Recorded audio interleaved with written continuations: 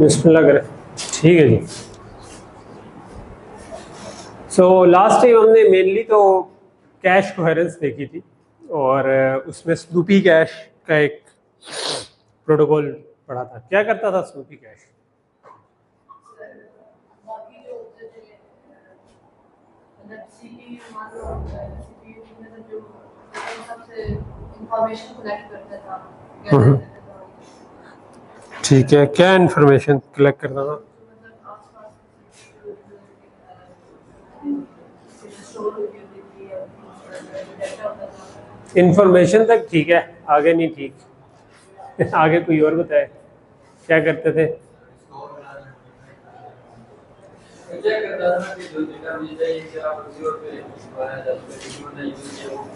जिस जिस cache line पे हम रीड या राइट करना चाह रहे हैं, अगर वो किसी और के पास है तो अगर तो वो राइट स्टेट में है तो दूसरी ऑटोमेटिकली उसकी बेस पे इनवैलिड वो शेयर्ड में चली जाए या इनवैलिडेट में चली जाए।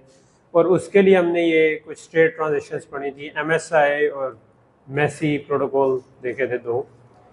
और फिर हमने आखिर में आकर डिस्कस किया था कि ये मतलब वैसे तो एक इंटरेस्टिंग प्रोटोकॉल है, मगर अगर हम इसको स्केल करना चाहें ऑन लेट से 50 प्रोसेसर या 15 प्रोसेसर, तो उसमें मसला ये है कि उसमें हर प्रोसेसर से को स्नूप करना जो है ना, वो ज़रा मुश्किल काम हो जाएगा। तो क्या ऐसा तरीका हो सकता है कि हम इसको स्केल कर सकें? ठीक है, तो स्केल करने के लिए फिर हम डायरेक्टरी बेस्ड प्रोटोकॉल पे आ गए थे, जिसका हमने इंट्रो किया था, लेकिन काम कैसे करता है वो भी हमने नहीं देखा था।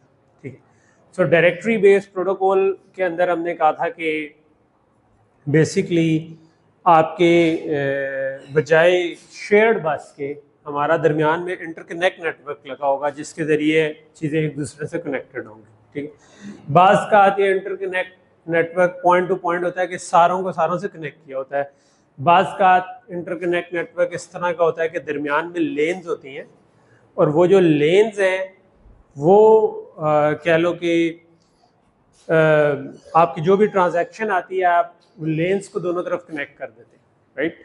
तो मिसाल के तौर पे आपके पास अगर 15 लेन है लेकिन कनेक्शन आपके पास 50 है, तो एक वक्त में 50 में से 15 को एक दूसरे से कनेक्ट आप कर सकते हैं। और नीचे में भी कोई मक्सिंग स्ट्रक्चर लगा होगा जो कि चूज कर सकेगा कौन किसके साथ कनेक्टेड। सो इस किस्म का हमारा वो था कैश का निज़ाम। सो इसमें हमने कहा था कि जो कैश है उसके अंदर हम टैग के साथ स्टेट की बिट्स रखेंगे। और लेकिन हमने जो इम्पोर्टेंटली जो पिछले से डिफरेंट काम किया, वो हमने कहा कि हम मेमोरी के अंदर भी एक डायरेक्टरी रखेंगे। ठीक है, सो अब ये इम्पोर्टेंट पॉइंट है समझना ज़रूरी कि अब करेंगे क्या कि जहाँ पर भी हमारी मेमोरी लोकेशंस हैं, हर ब्लॉक जो है उसके साथ एक डायरेक्टरी पड़ी हुई है। और डायरेक्टरी क्या चीज़ है? Directory is a bit factor. अच्छा, ये इसका मीनिंग, इस डायरेक्टरी की फील्ड का मतलब चेंज हो जाएगा डिपेंडिंग ऑन कि ये वाली कैश लाइन किसी के पास रीड स्टेट में या राइट स्टेट में। ठीक है, हमने जो कल पिछले लेक्चर में पढ़ा था उसमें हमने कहा था कि जो रीड होते हैं, अगर कोई रीड कर रहा है तो हम शेयर्ड स्टेट में हो सकते हैं। इसका मतलब है कि अगर 10 प्रोसेसर जो है उन सब के पास कॉपी हो सकती है और मेमोरी वाली कॉपी और वो वाली कॉपी सेम होगी, तो हमें कोई प्रॉब्लम नहीं है। लेकिन अगर किसी ने राइट करना है तो उसके लिए एक्सक्लूसिव एक्सेस चाहिए होती है, तो उसी प्रोसेसर के पास उसका डाटा होता है, उस पर वो राइट करवाता है, बाकी सारों को अपने आप को इनवैलिडेट करना पड़ता है। तो मेसी प्रोटोकॉल में या एमएसआई प्रोटोकॉल में हमने यही देखा था कि जब एक P1 इंटेंड्स टू राइट हो अगर, तो P2 को अपने आप को इनवैलिडेट करना है। ठीक है, बिकॉज एक्सक्लूसिव स्टेट में वो उसको चाहिए, क्योंकि उसने तो उस पर लिखवा देना है, तो वो वैल्यू चेंज हो जाएगी, तो बाकी सबके को पता होना चाहिए कि अब ये वैल्यू ठीक नहीं। तो ये वाला पॉइंट सबको क्लियर है? ओके, सो ये डायरेक्टरी अगर लेट से 2-3 प्रोसेसर हैं जो रीड कर रहे हैं, ठीक है, तो तब ये एक बिट वेक्टर है, यानी कि अगर टोटल लेट से 6 प्रोसेसर हैं या 8 प्रोसेसर हैं तो ये 8 बिट हैं। ठीक है, और 8 बिट में बिट 0 प्रोसेसर 0 को रिप्रेजेंट कर रही है, बिट 1 प्रोसेसर 1 को, बिट 2 प्रोसेसर 2 को, एंड सो ऑन, ठीक है। सो जोन जोन से प्रोसेसर के पास डाटा पड़ा हुआ है, यानी ये वाली कैश लाइन पड़ी हुई है, वो वाला बिट हम 1 कर देंगे, बाकी को 0 कर देंगे। तो इस तरह हमारे पास डायरेक्टरी में रिकॉर्ड है कि किस किस के पास इस वक्त शेयर डाटा अवेलेबल है। राइट के केस में अगर किसी कोई उस कैश लाइन पे राइट कर रहा है तो इसका मतलब है उस प्रोसेसर के पास एक्सक्लूसिवली उसकी कॉपी पड़ी है। मिसाल के तौर पर प्रोसेसर नंबर 3 के पास एक्सक्लूसिव कॉपी पड़ी है, तो इधर डायरेक्टरी में ये मेमोरी में पड़ी हुई है, ये प्रोसेसर वाली की बात नहीं कर रही। इस डायरेक्टरी में अगर लिखा होगा 3 का मतलब है कि प्रोसेसर नंबर 3 के ऊपर कॉपी पड़ी हुई है, ठीक है।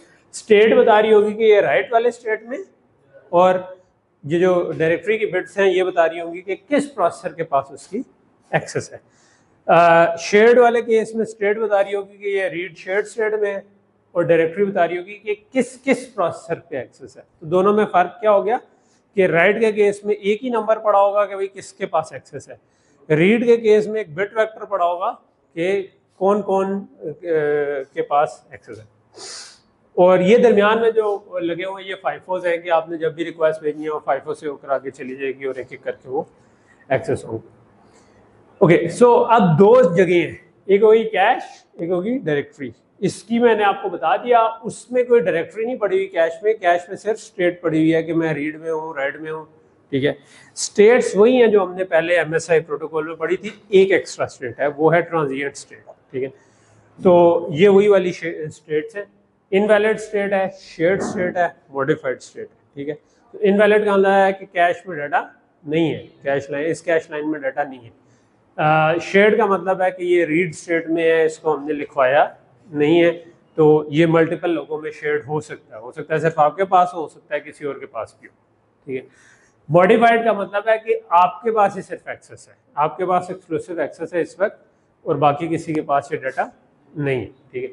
ट्रांजिएंट का मतलब है कि आपने कोई रिक्वेस्ट की हुई थी और आप उसका इंतज़ार करें। मिसाल के तौर पर आपने कोई कैश में लिखवाना था डाटा, लेकिन कैश मिस होगी, तो आपने नीचे डायरेक्टरी कंट्रोलर को कहा कि यार मुझे डाटा भेज दो। तो अब जब तक वो डाटा आएगा नहीं तब तक आप ट्रांजिएंट स्टेट में चले जाएंगे, यार इस वक्त तो मैं इंतज़ार कर, ठीक है। तो या इसी तरह राइट के केस में भी आप उसको कहेंगे कि मुझे एक्सेस दे दो, तो आप इंतज़ार करें। तो ये इंतज़ार फरमाइए स्टेट जो है उसको हम कहते हैं ट्रांजिएंट स्टेट के दरमियान वाली स्टेट में इस वक्त, ठीक है। तो 2 स्टेट हमने 2 जगह देखी थी, राइट। एक हमने देखी है उधर ऊपर स्टेट, तो ये हमने अभी वो देखी है कैश के स्टेट में। डायरेक्टरी के स्टेट में ऑब्वियसली डायरेक्टरी में एक कैश लाइन या रीड में हो सकती है या राइट में हो सकती है, ये दोनों ये तो है ही है, लेकिन इधर भी ट्रांजिएंट स्टेट हो सकती है। तो जैसा कि मैंने पहले बताया था कि अगर आप रीड मोड में हैं तो डायरेक्टरी बता रही है, directory is a bit vector कि किस किस प्रोसेसर के पास डेटा है। तो ये लिखा हुआ है कि memory line is shared by site specified in directory, ठीक है। अगर डायरेक्टरी एम्प्टी है तो इसका मतलब है कि उसके अंदर किसी को भी शेयर नहीं है, और अगर उसमें कोई भी बिट 1 है तो इसका मतलब उस वाले प्रोसेसर के ऊपर डाटा। और राइट जो है उस स्टेट का मतलब है कि आपका ये वाली कैश लाइन किसी एक प्रोसेसर के पास है और उसको एक्सक्लूसिव एक्सेस है। किसके पास है, डायरेक्टरी वाली फील्ड में हम उसकी आईडी लिख देंगे, ठीक है, कि ये आपकी आईडी है, ये उस प्रोसेसर की आईडी। ट्रांजिएंट स्टेट्स जो डायरेक्टरी के केस में 2 हो सकती हैं, ट्रांजिएंट रीड और ट्रांजिएंट राइट, ठीक है। ट्रांजिएंट रीड तब होगी कि जब किसी ने मुझे कहा कि मुझे ये चाहिए, मिसाल के तौर पर लेट्स से कि इस प्रोसेसर नंबर 1 ने कहा कि मुझे ये चाहिए, तो लेट्स से कि इस मेमोरी बैंक में वो पड़ा हुआ था। अब इस मेमोरी बैंक में गए, इसने कहा कि यार ये तो किसी और के पास है इसकी एक्सेस, ठीक है, वो राइट एक्सेस है उसके पास। तो जिसके पास राइट एक्सेस है आप उसको कहेंगे कि भाई तुम शेयर्ड में आ जाओ, ठीक है, ताकि क्योंकि मुझे इसने रीड एक्सेस दी हुई का कहा हुआ है, तो उसको शेयर्ड में आने का मतलब है कि उसके पास जो डाटा था वो उसने लिखवाना है, तो वो अपने डाटा को वापस भेजेगा और आप ये वाला डाटा इसको वापस रिप्लेस करते हुए उसको बता देंगे कि ठीक है तुम रीड में चले जाओ। सो बात समझ आ रही है ना कि दो प्रोसेसर हैं, एक के पास अपडेटेड पड़ा, दूसरा कह रहा है कि मैंने भी यही लोकेशन एक्सेस करनी है। तो जब दूसरा कहेगा कि मैंने भी यही लोकेशन एक्सेस करनी है तो डायरेक्टरी जाके क्या करेगी, दूसरे को कहेगी कि भाई अपना डाटा इधर भेजो और खुद शेयर्ड स्टेट में चले जाओ क्योंकि किसी और को भी ये चाहिए। तो जितनी देर में मुझे वहां से रिक्वेस्ट का रिस्पांस नहीं आता इनवैलिडेट का, तब तक मैं रीड शेयर्ड स्टेट में होगा, ट्रांजिएंट रीड स्टेट में होगा कि रीड के लिए मैंने इनवैलिडेट की रिक्वेस्ट भेजी हुई है दूसरे को, लेकिन वो अभी तक उसका जवाब नहीं मौसूल हुआ। ठीक है। सो अब ये वाली लाइन आपको समझ आनी चाहिए कि memory line is in a transient state waiting for acknowledgements to the invalidation request that the home site has issued. कि मैंने जो दूसरे को कहा कि भाई तुम इनवैलिडेट कर दो, उसका इंतज़ार अगर मैं कर रहा हूँ तो इसका मतलब है कि मैं इस वक्त ट्रांजिएंट रीड स्टेट में हूँ, क्योंकि मुझे किसी ने कहा था कि शेयर्ड में मैंने जाना। अच्छा, ट्रांजिएंट राइट स्टेट क्या है कि अगर किसी ने मुझे कहा है कि मैं राइट करना चाहता हूँ, तो अब इसका मतलब है कि जिन जिन के पास वो पड़ा हुआ था उनको इनवैलिड कर लेना चाहिए, क्योंकि जिसने राइट करना है वो तो उस पर लिखवाएगा तो बाकियों की कॉपी पुरानी हो जाएगी। तो हम बाकियों को पहले कह देंगे कि तुम सब राइट करवा लो। आप बाहर खड़े हुए थे तो सो जब आप उनका इंतजार कर रहे होंगे कि वो बाकी सब जो है वो इनवैलिडेट कर दें, तो उसको हम कहते हैं कि हम ट्रांजिएंट राइट स्टेट में। ठीक है, ओके। सो यहाँ पर हम अब देख लेते हैं कि स्टेप्स क्या होंगे। ठीक है, सो ये हम रीड मिस की एग्जांपल करेंगे और फिर राइट मिस की, तो हमारा ये प्रोटोकॉल हमें कुछ ना कुछ समझ आ जानी चाहिए उतने में।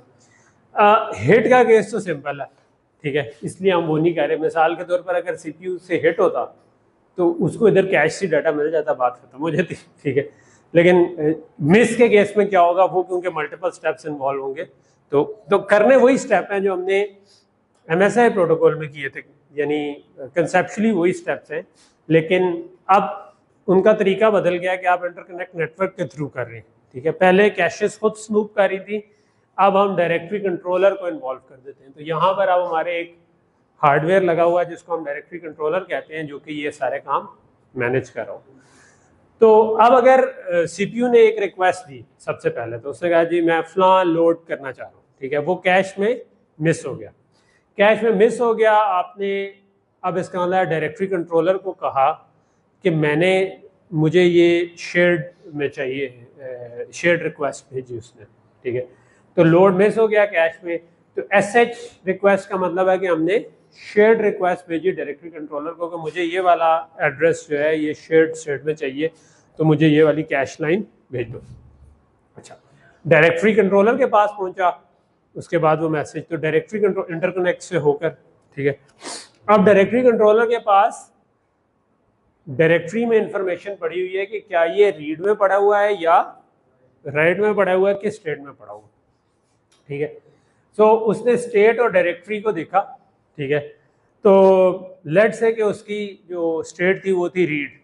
ठीक है, तो इसका मतलब है कि किसी के पास वो 0 या 0 से ज़्यादा लोगों के पास वो शेयर्ड स्टेट में पड़ा हुआ। ठीक है, अगर 0 पे पड़ा है तो फिर तो ठीक है, कोई मसला नहीं, लेकिन अगर 0 से ज़्यादा है यानी 1, 2, 3 किसी प्रोसेसर्स के पास वो रीड स्टेट में पड़ा हुआ है, तो आपने क्या किया, आपने अच्छा, अब क्योंकि रीड मिस थी तो बाकियों में अगर शेयर्ड स्टेट में पड़ा भी रहे तो हमें किसी से कुछ कहने की ज़रूरत नहीं है। अगर राइट वाला होता तो तब मुझे उसको भेजना था कि यार तुम शेयर्ड स्टेट में आ जाओ।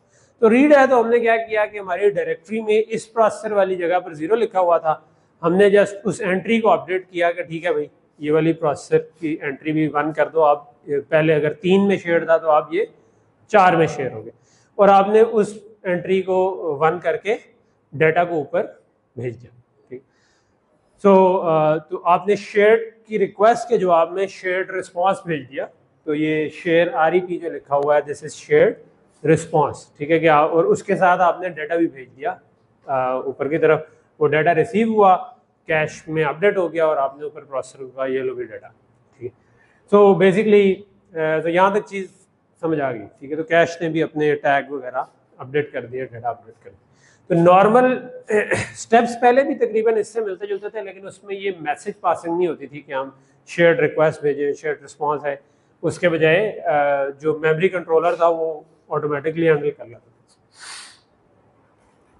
अच्छा, व्हाट अबाउट के राइट मिस हो, ठीक है, तो अब यही वाला तकरीबन सिचुएशन, लेकिन अब जो प्रोसेसर है उसने रीड नहीं करना बल्कि राइट करना है और वो मिस हुआ, ठीक। तो अगर राइट पे हिट ही हो जाता तो इसका मतलब था कि पहले ही मेरे पास एक्सक्लूसिव स्टेट में है, तो बात खत्म हो जानी थी, ठीक है। लेकिन क्योंकि आपके पास एक्सक्लूसिव है तो इसका मतलब है किसी और के पास एक्सेस नहीं है, लेकिन मिस होने का मतलब है कि आपके पास एक्सक्लूसिव एक्सेस नहीं थी। तो आपने क्या किया कि जब आपके पास राइट की रिक्वेस्ट आई तो आपने अब नीचे की तरफ स्टोर मिस हुआ, आपने एक्सक्लूसिव रिक्वेस्ट का मैसेज भेजा नीचे, ठीक है। तो एक्सक्लूसिव रिक्वेस्ट का मतलब है कि मुझे डेटा भी दे दो और मुझे एक्सक्लूसिव एक्सेस दे दो ताकि मैं उस पर रीड राइट कर सकूँ। तो EX रिक्वेस्ट का मतलब है कि एक्सक्लूसिवली मेरे पास डेटा होना चाहिए, एक्सक्लूसिव रिक्वेस्ट। मेमोरी कंट्रोलर के पास गया, लेट से कि मेमोरी कंट्रोलर के पास वो शेयर्ड स्टेट में थी और आपके कुछ प्रोसेसर्स के पास वो डेटा शेयर्ड स्टेट में पड़ा हुआ था। तो अब अगर उनके पास शेयर्ड स्टेट में पड़ा हुआ था तो मुझे उस वक्त तक नहीं लिखना चाहिए जब तक वो सब इनवैलिडेट ना करते अपना डाटा, क्योंकि फिर अदरवाइज मेमोरी इनकंसिस्टेंट स्टेट में आ जाएगी, किसी के पास पुराना डाटा होगा, किसी के पास नया डाटा। तो यहाँ से हम तमाम प्रोसेसर जो है उनको इनवैलिडेट रिक्वेस्ट का मैसेज भेजेंगे कि यार तुम अपनी इस वाले कैश लाइन को इनवैलिडेट कर दो। तमाम किन प्रोसेसर्स को? जिनकी यहाँ पर बिट्स 1 सेट हुई थी, क्योंकि सिर्फ उन्हीं के पास डाटा है, बाकी सबको भेजने की ज़रूरत नहीं है। तो यानी कि सब के सब प्रोसेसर्स को नहीं भेजेंगे, सिर्फ उन्हीं प्रोसेसर्स को भेजेंगे जिनको जिनमें ये शेयर्ड थी इस वक्त, ठीक है। तो इस वजह से आपके वो थोड़ा सा शेयरिंग भी कम हो जाएगी और आप ज़्यादा डाटा भेज सकते हैं, ठीक है। सो अब उधर आपके पास जो प्रोसेसर जिसके पास शेयर था तो उसको इनवैलिडेट रिक्वेस्ट आई, तो वो जवाब में इनवैलिडेट करेगा और इनवैलिडेट रिस्पांस भेज देगा। तो उसने इनवैलिडेट किया कैश लाइन को और उसने कह दिया, रिस्पांस भेज दिया कि हाँ भाई मैंने अपनी जो कॉपी थी उसको इनवैलिड कर दिया, तो ये उसका रिस्पांस है। जब आपके पास इनवैलिडेट रिस्पांस आया तो आपने उस वाले प्रोसेसर की जो बिट शेयरिंग वाली थी उसको क्लियर कर दिया। तो लेट से कि आपके 8 प्रोसेसर थे और उनमें 4 में शेयर हो रहा था, तो आपने चारों को रिक्वेस्ट भेजी, एक का रिस्पांस आया तो आपने वो वाली बिट क्लियर कर दी, दूसरे का आया तो उसकी वाली रिक्वेस्ट बिट क्लियर कर दी, तीसरे का आया तो उसकी वाली बिट क्लियर कर दी। तो जब आपकी सारी बिट्स क्लियर हो गई तो इसका मतलब है कि आप किसी के पास से शेयर्ड नहीं है, ठीक है। तो व्हेन नो मोर शेयरर्स, तो आप एक्सक्लूसिव रिस्पांस भेज दें जिस प्रोसेसर ने कहा था कि मुझे राइट एक्सेस चाहिए, क्योंकि इसने एक्सक्लूसिव रिक्वेस्ट की थी। तो अब आपने उसको एक्सक्लूसिव रिस्पांस भेजा, जब तक आपके पास आपसे रिस्पांस नहीं आया तब तक आपने नहीं भेजा, ठीक है। वो आपके पास इधर पहुंच गया, आपने कैश में अपडेट कर दिया और उसके अंदर जो भी स्टोर डाटा करना था वो कर दिया। तो ये बात समझ आ रही है कि जब स्केल करना होता है तो अब आपको थोड़ा सा डिफरेंटली सोचना होता है कि चीज़ें ऐसे डिज़ाइन की जाए कि अब इस तरीके से अगर मैं 50 प्रोसेसर भी लगा लूँ, ठीक है, या 100 प्रोसेसर भी लगा लूँ तो ये स्केल हो सकता है। आपका इंटरकनेक्ट नेटवर्क उसके हिसाब से डिज़ाइन चेंज होते रहेंगे जो भी आपने बनाना हो, लेकिन ब्रॉडली पिक्चर ऐसी रहेगी, ठीक है। At the cost of more, मतलब ये जो पूरा काम किया है इसमें आपको एक डायरेक्टरी कंट्रोलर भी चाहिए, तो ये भी इम्प्लीमेंट करना पड़ेगा मेमोरी बैंक्स के साथ, ठीक है। फिर वो जो डायरेक्टरी की बिट्स हर कैश लाइन के साथ इस्तेमाल होंगी तो वो थोड़ा सा स्पेस ज़ाया जाएगी, ठीक है। लेकिन वो एक्चुअली वो ये वाला काम पूरा कर लेगी हमारा कि हम रीड राइट कर सकें बगैर कंसिस्टेंट रहते हुए, कि कोहेरेंट रहते हुए, कि तमाम प्रोसेसर जो है उस पर मल्टी थ्रेडेड प्रोग्राम चल सके, ठीक है। अदरवाइज तो आप कुछ गारंटी नहीं दे सकते किसी को। अच्छा, सो बेसिकली अगर एक ही ये जो पूरा प्रोटोकॉल है ये इजी हो जाता अगर एक ही ट्रांजैक्शन इन फ्लाइट होती, ठीक है। लेकिन हमारा सिर्फ मसला ये है कि उसका मतलब है कि आपकी थ्रूपुट बहुत ही कम होती, तो वो जो मल्टी कोर से हमने गेन हासिल करना था वो मिलता ही ना, तो हम उसको तो नहीं कॉम्प्रोमाइज़ कर सकते। तो इसलिए कहते हैं कि आपके पास मल्टीपल रिक्वेस्ट पैरेलल में होती हैं और वो FIFOs इसी वजह से लगे हुए हैं और नीचे इंटरकनेक्ट नेटवर्क लगा हुआ है, तो आपकी बहुत सारी रिक्वेस्ट इन फ्लाइट होंगी जो कि आप एक वक्त में चला रहे हैं। ओके, ये यहाँ तक हमारा हो गया जो हम लास्ट टाइम कवर करना चाह रहे थे।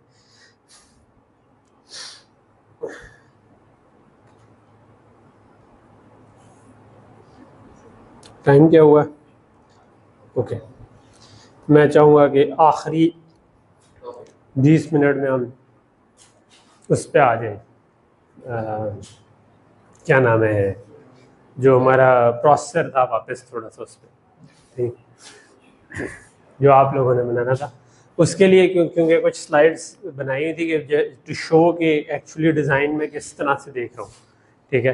तो वो तो एक तरह से आपको सिंगल साइकिल का डिज़ाइन उसमें थोड़ा सा क्लियर हो जाएगा, ठीक है। तो टॉपिक हमारे अभी दो रहते हैं, ठीक है, एक हमारा मेमोरी कंसिस्टेंसी मॉडल्स का रहता है और एक सीक्वेंशियल कंसिस्टेंसी का kind of, okay. So basically जो हम करना चाह रहे हैं वो मेमोरी कंसिस्टेंसी मॉडल्स करना चाह रहे हैं, और इसमें सबसे पहली चीज़ है सिंक्रोनाइजेशन, कि जब आपके एक से ज़्यादा थ्रेड होते हैं तो आपको उनको एक दूसरे से सिंक्रोनाइज करवाना पड़ता है, ठीक है। सिंक्रोनाइजेशन से क्या, ये सॉफ्टवेयर के पर्सपेक्टिव से भी बहुत अहम कॉन्सेप्ट है, ठीक है। तो ये आप में से जो ये समझ जी, ये सेकंड लास्ट टॉपिक है, ठीक है। एक टॉपिक यानी कि ये जो अभी हमने पिछला पढ़ा, ये पढ़ा और एक और टॉपिक, वो तीनों मिलाकर एक क्लस्टर बन जाते हैं, जो कि जब मैंने पिछली क्लास की थी तो हमने कहा था ना कि हम एक लास्ट टॉपिक शुरू करें, तो उसमें तीन चीज़ें आ जाती हैं, कैश कोहेरेंस भी आ जाती है, सिंक्रोनाइजेशन एंड सिक्वेंशियल कंसिस्टेंसी भी आ जाती है, ठीक।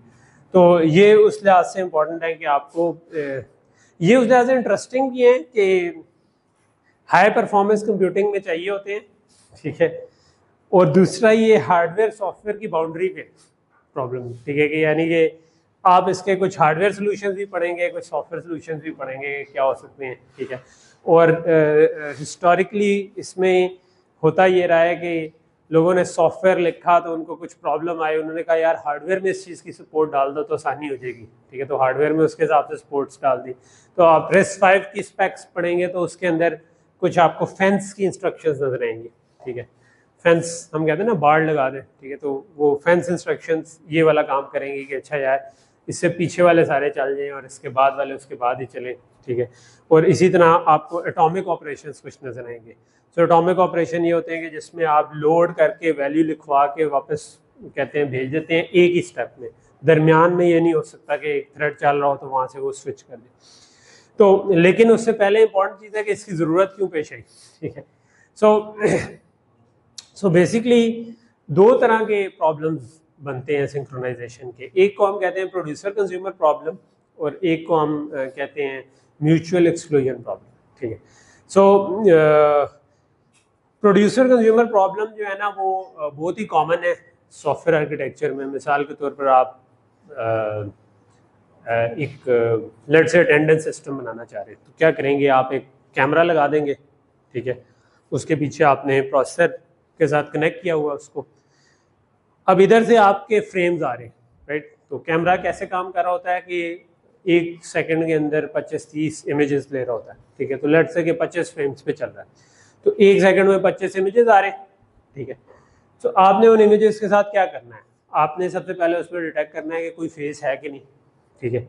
तो पहला जो होगा, तो आप समझे कि कैमरा प्रोड्यूसर है, ठीक है, और पहला जो सॉफ्टवेयर का कंज्यूमर थ्रेड है, एक थ्रेड आप लगा दो कि आप कहोगे कि कैमरे से रीड करो, ठीक है, और फेस डिटेक्शन वाले सिस्टम को दे दो। तो फेस डिटेक्शन वाला सिस्टम जो है, बात क्या उस पर कोई प्री प्रोसेसिंग करते हैं कि अगर कंट्रास्ट अच्छा नहीं है तो कंट्रास्ट अच्छा कर लो, और इस तरह के काम। लेट से कि पहला थ्रेड ना उसको साफ सूफ करके अगले थ्रेड अगले को देता है, ठीक है। तो साफ सूफ करने का मतलब है कि आप उसका कंट्रास्ट इंप्रूव कर लें, आप इस किस्म के काम, वो आपने करके अगले थ्रेड को दे दिया। अगला थ्रेड क्या कर रहा है, वो कह रहा है कि जैसे ही मुझे पहला थ्रेड एक इमेज देगा, मैं उसमें डिटेक्ट करूंगा कहीं पे फेस तो नहीं है, ठीक है। तो लेट्स से कि आप मशीन लर्निंग जब पढ़ेंगे तो उसमें कुछ उसके तरीके हैं कि जिससे आप फेस डिटेक्शन कर लेते, तो आपने वो वाला पूरा कोड चलाया, उससे फेस डिटेक्शन कर दी। अब एक और थ्रेड चल रहा है जो कि फेस रिकग्निशन करेगा कि ये जो शक्ल निकली है ये रमीज़ की है या रहील की है या तारिक की है, ठीक है। या निकाब में मुश्किल हो जाएगा डिटेक्ट करना, लेकिन ये वाला निकाब किसका है या जो भी है, ठीक है, तो वो आपका आगे वाले थ्रेड को दे दिया, ठीक है। तो वो फेस रिकग्निशन का सिस्टम। तो मतलब एक सिंपल सी मैंने आपको एग्जांपल दी, तो उसमें 3 तरह के काम हो रहे हैं। तो वो कई दफ़ा आप उसको पैरेलल में इम्प्लीमेंट इस तरह करते हैं कि एक थ्रेड एक प्रोसेसर पे चल रहा हो, दूसरा दूसरे पे, तीसरा तीसरे पे, ताकि तीनों पैरेलल में चल सकें, तेज़ी से आप जो फ्रेम्स आ रहे हैं उनको भी प्रोसेस कर सकें, वो जो फेस डिटेक्शन वाला काम है वो भी हो सके, और फेस रिकग्निशन वाला काम भी हो सके। तो अमूमन हो सकता है कि एक फ्रेम में 2-3 फेस आ जाए, तो अब आप वो सारे के सारे फेस आगे प्रोड्यूस करके अगला कंज्यूमर थ्रेड जो होगा वो बन जाएगा, जो कि फेस रिकग्निशन वाला है, ठीक है। और फेस रिकग्निशन वाला जब कर देगा तो वो आगे एक और थ्रेड को दे देगा, जो कि शायद जो लेट से के टाइम उठाए और उठाए कि जी फलां नाम है, और उसकी जाके अटेंडेंस लगा दे, ठीक है। तो यहाँ तक चीज़ समझ आ रही है कि ये सिंपल था। तो ये सिंपल था प्रोड्यूसर कंज्यूमर प्रॉब्लम। इसमें प्रॉब्लम होता क्या है? इसमें प्रॉब्लम भी बड़ा सादा सा है कि जो आपका थ्रेड चल रहा है, कोई भी थ्रेड पकड़ ले, तो मिसाल के तौर पर फेस रिकग्निशन वाला थ्रेड है, इसको तभी चलना चाहिए जब कोई फेस अवेलेबल हो, ठीक है। तो पहला प्रॉब्लम ये है कि ये उस वक्त ना चलना शुरू कर दे जब अभी तक कोई फेस उसमें लिखवाया ही नहीं था, ठीक है। अच्छा, और दूसरा ये है कि अगर ये फुल है ऑलरेडी, इसके पास जो स्पेस फेसेस के रखने की थी वो ऑलरेडी फुल है, ठीक है, तो पीछे वाला थ्रेड जो है वो इसको मजीद डाटा ना लिखवाए, वो वेट कर ले, ठीक है। तो ये 2 काम करने होते हैं प्रोड्यूसर कंज्यूमर में कि भाई जी मल्टीपल थ्रेड चल रहे हैं, इन्होंने एक दूसरे को डाटा देना है, तो आगे वाला जो है अगर तो वो कहते हैं आगे वाला थ्रेड जब डाटा नहीं है तो तब ना चले, एम्प्टी स्टेट पे चलता ना रहे, इन अदर वर्ड्स। और दूसरा ये है कि फुल स्टेट पे कोई पीछे से डाटा ना भेजे, ठीक है। तो बेसिकली ये 2 काम करवाने होते हैं। अब कहने को ये बड़े सादे से प्रॉब्लम है, लेकिन इनके अंदर जो प्रॉब्लम पैदा होता है वो भी हम देखेंगे कि यार अच्छा फिर कॉम्प्लेक्सिटी क्या है, ठीक है। एक बिट रख दो, उसमें बता दो कि हाँ भाई डाटा है, अगला बंदा उठाए उस बिट को क्लियर कर दे। यही है ना, सिंपल था कि मैंने एक फेस डिटेक्शन वाले ने डिटेक्ट करके लिखवा दिए किसी जगह पे, और उसने किसी बिट पे जाकर कर दिया कि यार हाँ भाई मैंने लिखवा दिया, या कोई काउंट रख लिया कि यार एक फेस लिखवा दिया, दूसरा आया तो मैंने कहा अच्छा दूसरा भी आ गया, ठीक है। तो जो आगे वाला थ्रेड है वो कहेगा अच्छा मैंने उसको प्रोसेस कर लिया तो मैं उसको माइनस कर दूँ काउंट को, ठीक है। तो यहाँ तक चीज़ क्लियर है। तो एक ये प्रॉब्लम आता है, और दूसरा प्रॉब्लम आता है म्यूचुअल एक्सक्लूजन का। Mutual exclusion is kind of के इसको सॉल्व करने का एक तरीका होता है जिसको हम लॉक्स भी बात करते हैं। जिस तरह अगर आपको एक कमरे की एक्सक्लूसिव एक्सेस चाहिए तो आप जाके लॉक करते हैं, ठीक है। लॉक करते हैं तो आप कोई और नहीं आ सकता, ठीक है। आप जो भी करना है वो करने के बाद आप वापस निकलेंगे तो अनलॉक कर देंगे, तो अब अगला बंदा आएगा वो लॉक। तो इसी तरह हम कोड के सेक्शंस को लॉक करना चाह रहे होते हैं, ठीक है। तो वो कि यहाँ से यहाँ तक जो है ना ये वाला क्रिटिकल सेक्शन है, इस पर एक वक्त में एक बंदा ही लिखवाए, ठीक है। तो हम कहते हैं कि अच्छा लॉक कर दो, और उसके बाद आप उसको एक्सेस करते हैं और फिर दोबारा अनलॉक कर जाते हैं, ठीक। तो ये म्यूचुअल एक्सक्लूजन कहलाती है, ठीक। सो बेसिकली शेयर्ड रिसोर्सेज पे आपको म्यूचुअल एक्सक्लूजन चाहिए होती है, और प्रोड्यूसर कंज्यूमर में आपको काइंड ऑफ एक ने दूसरे को डाटा देना है, तो ये वाली चीज़, ठीक है। तो सिंपल अगर प्रोड्यूसर कंज्यूमर में आए तो लेट्स से कि मैं कहता हूँ कि पूरा इमेज भी नहीं लिखवाना है, एक वैल्यू लिखवानी थी, ठीक है। तो एक वैल्यू लिखवानी थी, तो एक ने कहा कि यार स्टोर वर्ड कर दिया कि फलान डाटा जो है इस जगह पर लिखवा दो, ठीक है। और फिर हमने कह दिया कि यार एक फ्लैग में 1 करके तो लोड इमीडिएट किया हुआ है किसी रजिस्टर पे, और उस रजिस्टर को लिखवा दिया है मेमोरी लोकेशन पे जो भी उसका एड्रेस था, ठीक है। तो सिंपल एक स्टोर करवाया डाटा, और एक हमने फ्लैग को 1 करके लिखवा दिया। और जो कंज्यूमर है वो क्या करे, इसको हम कहते हैं स्पिन लॉक या स्पिन लूप बात कहते हैं कि ये कॉन्टिन्यूसली लूप में लगा है कि अगर तो फ्लैग 1 है तब तक बस इसी में फंसे रहो, ठीक है। तो सॉरी जब तक फ्लैग 0 है, तो फ्लैग 0 है इसका मतलब है कोई डाटा ही नहीं है, ठीक है। तो प्रोड्यूसर कंज्यूमर में मैंने क्या कहा था कि जिस वक्त एम्प्टी हो उस वक्त हम कुछ नहीं करना चाहते। तो अगर इधर से डाटा ही नहीं आया हुआ तो अगले वक्त कुछ भी नहीं करना। तो कुछ भी नहीं करना कैसे करेंगे, ये बेसिकली एक लूप लगा हुआ है, ठीक है। ये क्या कह रहा है कि अगर branch equal to 0 X flag spin, कि अगर एक्स फ्लैग की वैल्यू 0 है तो वापस इधर आ जाओ, ठीक है। तो ये 0 पे इसी लूप में लगा रहेगा, ठीक है। सो अगर एक्स फ्लैग तो दोबारा लोड करेंगे, फिर दोबारा चेक करेंगे, फिर लोड करेंगे, फिर चेक करेंगे, तो जैसे ही इसने इस पे 1 लिखवाया तो ये तो कॉन्टिन्यूसली लूप पे उसके 1 का ही इंतजार कर रहा था, जब तक 0 था तो फंसा रहेगा, जैसे ही ये नॉन जीरो वैल्यू होगी ये आगे आ जाएगा, ठीक, आगे आएगा तो उस डाटा को प्रोसेस करना। तो सिंपल सा आपने कहा कि एक थ्रेड जो है वो डाटा को प्रोड्यूस करके एक फ्लैग को 1 करता है, दूसरा थ्रेड जो है वो फ्लैग को रीड करता रहता है, जैसे ही वो नॉन जीरो होता है वो उसको प्रोसेस करना शुरू। क्या ये चलेगा अगर हम ये दोनों थ्रेड्स चला दें? अभी तक के जो हमने प्रोसेसर बनाए उनमें क्या गड़बड़ आएगी? क्या कोई गड़बड़ आ सकती है इसमें? जी अभी तो एक ही स्पेस है, ठीक है, जिसपे हम लिखवा रहे हैं, तो वो तो फुल नहीं होगी जब, क्योंकि ये तो तब तक जैसे ही उस पर लिखवाएगा तो ये रीड कर लेगा।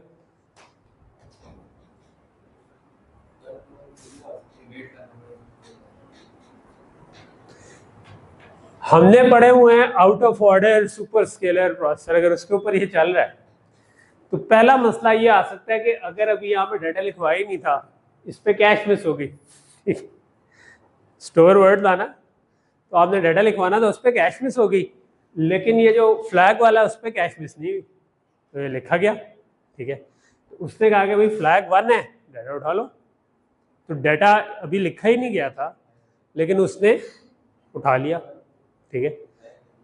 क्या पुरानी वैल्यू? तो यही प्रॉब्लम हो गया ना, लेटेस्ट नहीं हुई क्योंकि इसका तो कैश मिस हुई थी, ठीक है। तो या आउट ऑफ ऑर्डर पे अभी मतलब ये अभी इस वाले प्रोसेसर से तो बाहर ही नहीं निकला था, तो हमने तो ये कहा था ना कि अगर यही लोड कर रहा होता तो तब तो हमने रखा हुआ था ना कि स्टोर बफर होता है, तो आप स्टोर बफर से भी उठा लेते, ठीक है। लेकिन दूसरे प्रोसेसर को क्या पता है, दूसरा थ्रेड है, ठीक है, तो दूसरा प्रोसेसर है वो लगा हुआ था फ्लैग। समझ आ रही है कि मसला क्या पैदा हो रहा है? मसला ये पैदा हो रहा है कि हमने एक प्रोसेसर के हिसाब से तो उसके अंदर चीज़ें रखी हुई थी कि चीज़ें तरतीब से चल रही हों, और अगर हम परफॉर्मेंस इंप्रूव करने के लिए हमने क्या किया था, हमने कहा था कि यार अगर एक चीज़ फंस जाती है तो आगे वाली एग्जीक्यूट करना शुरू करते, तो आउट ऑफ ऑर्डर एग्जीक्यूशन से हमारी परफॉर्मेंस गेन काफ़ी होती थी। लेकिन उसमें जो हमने गारंटीज दी थी कि यार क्या तरतीब कैसे मेंटेन होगी, वो हमने कहा था कि यार अगर स्टोर जो है ना, स्टोर को स्टोर बफर में लिखवा दो, लोड पहले कर लिया करो क्योंकि प्रोसेसर ना रुके, ठीक है।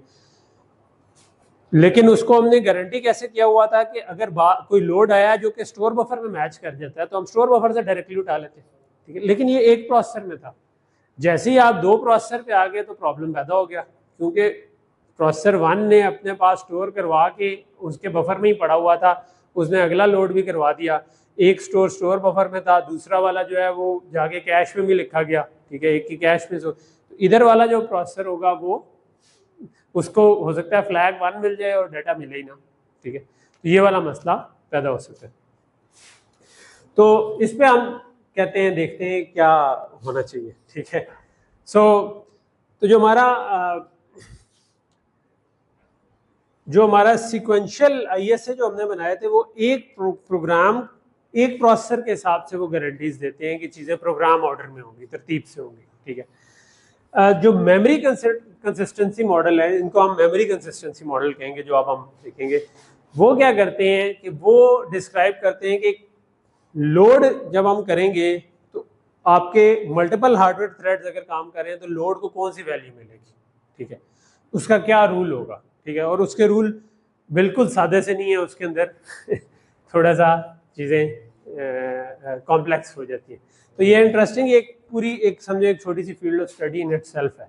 तो एक RISC-V की स्पेक अपनी है, तो एक उसकी कह लो कि मेमोरी मॉडल की स्पेक भी है, ठीक है। तो वो मेमोरी मॉडल की स्पेक जो है वो इन चीज़ों को हैंडल करती है, ठीक है। सो कोहेरेंस जो है ना वो डिस्क्राइब करती है कौन सी लीगल वैल्यूज हैं जो कि एक मेमोरी एक्सेस अगर मैं करना चाह रहा हूँ, सिंगल मेमोरी एक्सेस के हिसाब से क्या लीगल वैल्यूज हो सकती हैं। और कंसिस्टेंसी हम कहते हैं कि तमाम मेमोरी एड्रेसेस पे क्या लीगल वैल्यूज होंगी। तो ये टर्म्स हैं जो कि यूज होती हैं मेमोरी कंसिस्टेंसी मॉडल के अंदर। अच्छा, सो अब जो प्रॉब्लम है वो तो मैंने कहते हैं पहले ही आपको बता दिया हुआ कि इसमें मसला क्या आ सकता है। मसला ये आ सकता है कि फ्लैग क्या 1 जो होना है वो दूसरे प्रोसेसर को डाटा लिखने से पहले विजिबल हो सकता है या नहीं? अगर तो हो सकता है तो देयर इज़ अ प्रॉब्लम, ठीक है। और अभी तक के जो हमारे मॉडल हैं उनमें हमने इसको रोकने के लिए कुछ नहीं बनाया हुआ। बड़े और नॉर्मली क्या होता है कि एक प्रोसेसर होता है, उसकी L1 कैश होती है, L2 कैश होती है, L3 कैश कई दफ़ा शेयर्ड होती है, ठीक है। तो अगर मैंने स्टोर बफर लगा होता है उसी प्रोसेसर के अंदर, दूसरे के अंदर अपना स्टोर बफर लगा हुआ है, तो ये पॉसिबल है कि एक स्टोर थ्रू हो जाए और दूसरा स्टोर, क्योंकि उन स्टोर की स्टोर से आउट ऑफ ऑर्डर एग्जीक्यूशन को कोई नहीं रोकता, ठीक है। तो अगर एक मिसाल के तौर पर ये जो इसकी एड्रेस, डाटा की एड्रेस कैलकुलेशन जिस पे डिपेंड कर रही थी, उस पर कोई डिपेंडेंस आ गई, ठीक है, तो वो अभी रुका हुआ है, इशू ही नहीं हुआ, इसके ऊपर नहीं आई, तो ये इशू हो गया, ठीक है। तो हमने आउट ऑफ ऑर्डर इशू करवाया हुआ था, ठीक है।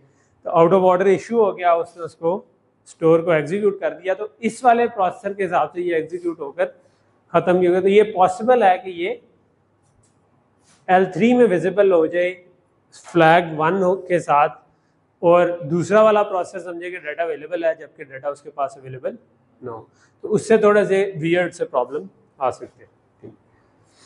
इसी तरह फ्लैग जो है वो आपका कैश भी हो सकता है दूसरी तरफ, तो इसको भी अगर इसने अपडेट करवाया तो जो हमने स्नूपी कैश मैकेनिज्म किया हुआ था वो मेक श्योर करा होगा कि अगर इसने फ्लैग पर राइट करवाया तो दूसरे को वाला फ्लैग मिले। लेकिन हम अभी जो बात कर रहे हैं वो ये करेंगे फ्लैग और डाटा की आपस में जो डिपेंडेंस है। अब ये दो डिफरेंट एड्रेस है, सेम एड्रेस के ऊपर तो हमने डिपेंडेंस बनाई हुई थी लेकिन डिफरेंट पे नहीं की हुई थी, ठीक है। तो सिक्वेंशियल कंसिस्टेंसी एक चीज है जिसे हम कहते हैं सिक्वेंशियल कंसिस्टेंसी, ठीक है। ये सबसे सादा मेमोरी कंसिस्टेंसी मॉडल है, ठीक है। तो हम पढ़ कह रहे हैं मेमोरी कंसिस्टेंसी मॉडल के मेमोरी के क्या रूल्स होंगे, तो उसका जो सबसे सादा मॉडल है ना उसको हम कहते हैं सिक्वेंशियल कंसिस्टेंसी मॉडल। समझने में आसान, इम्प्लीमेंटेशन में भी शायद निस्बतन आसान, लेकिन परफॉर्मेंस जो है ना वो उसमें उतना तेज़ नहीं, ठीक है। तो इसकी फॉर्मल डेफिनेशन ये लैम्पोर्ट ने काफ़ी पहले दी थी, मेरे ख्याल है 60s में या 70s में कुछ करके, 79 में थी या डेट मुझे भूल गई, ठीक। तो फॉर्मल डेफिनेशन क्या कह रही है कि आपके अगर मल्टी प्रोसेसर सिस्टम है जो शेयर्ड मेमोरी पे चल रहे हैं, ठीक है, तो वो पीपी प्रोसेसर है, नीचे शेयर्ड मेमोरी है।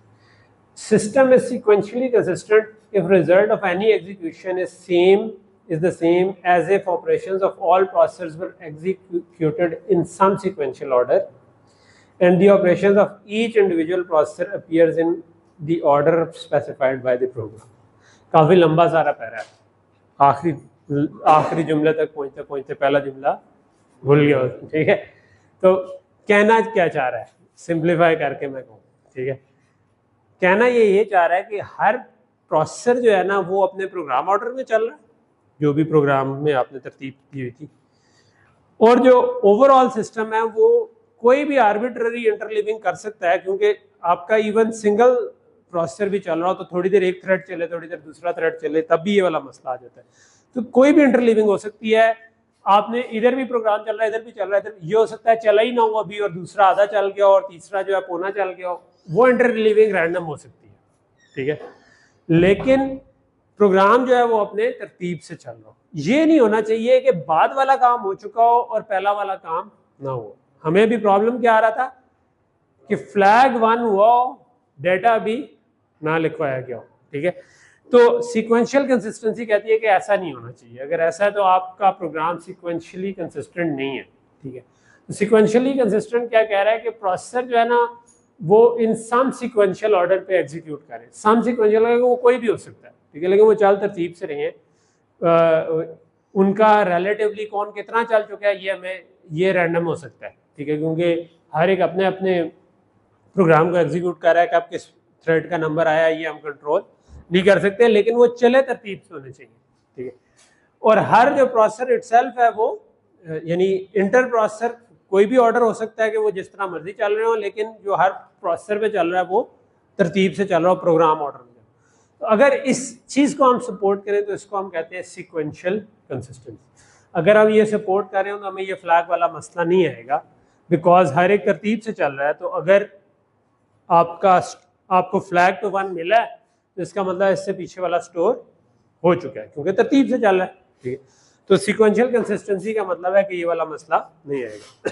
उसी को छोटा करके ये लिखा हुआ है कि arbitrary order preserving interleaving of memory references of sequential program, कि आपके वो बेशक आर्बिट्ररीली प्रोग्राम चल रहे हैं, लेकिन उनकी आपस में ये नहीं है कि हर प्रोग्राम जो है वो किसी ऑर्डर में ना हो, वो अपने ऑर्डर में चल रहे हैं।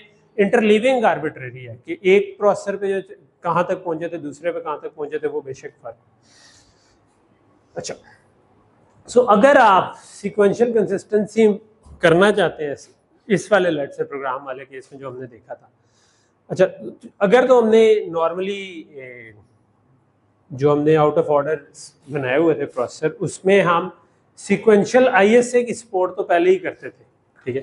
तो अगर कोई बाद वाली इंस्ट्रक्शन पिछले वाले को एक्सेस करी है तो हम मेक श्योर करते थे कि वो लेटेस्ट डाटा ही मिले। जिस तरह अगर आप फ्लैग को लिखवा रहे हैं तो हम कहेंगे कि फ्लैग की लेटेस्ट वैल्यू 1 है तो वही लिख लीजिए, ठीक है। इसी तरह अगर ब्रांच चेक कर रही है इस फ्लैग को तो ये लोड वर्ड पहले होगा और ब्रांच बाद में होगी। अगर ब्रांच, क्योंकि डिपेंडेंस तो हम चेक कर रहे थे, ठीक है, तो ये तो सिंपल वाले डिपेंडेंस है। लेकिन जो सीक्वेंशियल कंसिस्टेंसी कह रही है वो इसके अलावा भी चीज़ें कह रही है। वो आपको ये जो रेड एरोज हैं ये भी कह रही है। वो क्या कह रही है कि ऑल्दो डेटा और फ्लैग का एड्रेस फर्क है, लेकिन वो कह रही है कि इसको प्रोग्राम ऑर्डर में चलना चाहिए, ठीक है। अगर फ्लैग पे 1 लिखा हुआ है तो इसका अंदर डेटा वाला पहला एग्जीक्यूट हो चुका होना चाहिए, ठीक है। इसी तरह अगर ये ब्रांच मुझे कहती है, ये लोड वर्ड कहता है कि ये 1 है, ठीक है, इसका मतलब है कि ये वाला डेटा उसके बाद ही लोड होना चाहिए। ये ना हो कि ये, मतलब एक मसला तो ये था ना कि फ्लैग आपको 1 मिल जाए, एक उससे उलट मसला भी है कि आप इधर चल रहे थे, आपने बाद वाला लोड पहले कर लिया क्योंकि आपने कहा कि यार इसका तो एड्रेस फर्क है तो कोई फर्क नहीं पड़ता, तो इसको पहले ही लोड कर लो। पहले लोड किया और उसके बाद आपने फ्लैग चेक किया। तो अगर हमने पहले ही लोड कर लिया था तो हमने तो पुरानी वैल्यू पढ़ ली, और मतलब उसके बाद अगर इधर से लिखवाई गई और फ्लैग 1 हुआ तो कहते हैं मेरे पास उधर पुरानी वैल्यू पड़ी होगी जो मैंने आउट ऑफ ऑर्डर एग्जीक्यूट।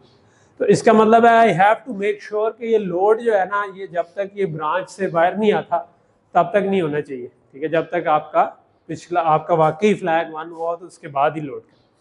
तो ये जो रेड एरोज है ना, ये अब सीक्वेंशियल कंसिस्टेंट अगर बनाना है तो हमें ये हार्डवेयर में सपोर्ट करना है, ठीक है। तो अब सवाल पैदा होता है कि ये करें कैसे, और दूसरा ये कि करें या ना करें, या करने का नुकसान क्या है, फ़ायदा क्या है।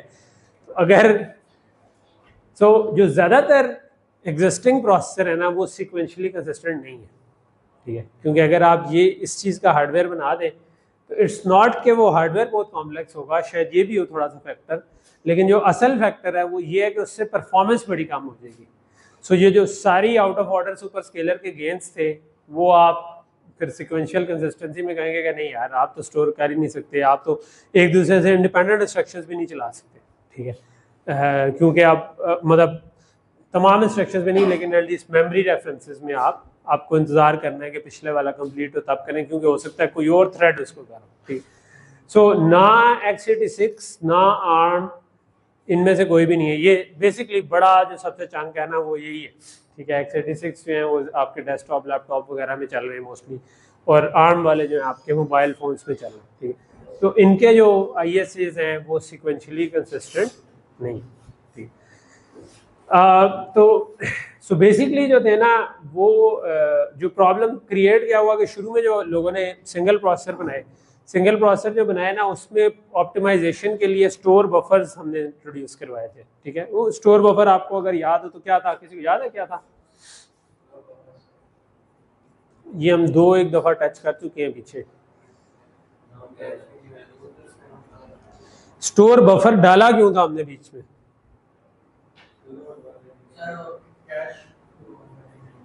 कैश को क्या करने के लिए?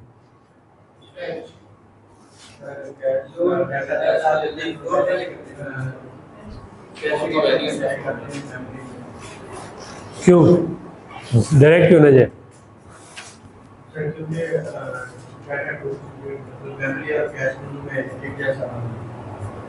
नहीं, वो उसका स्टोर बफर से ताल्लुक नहीं था।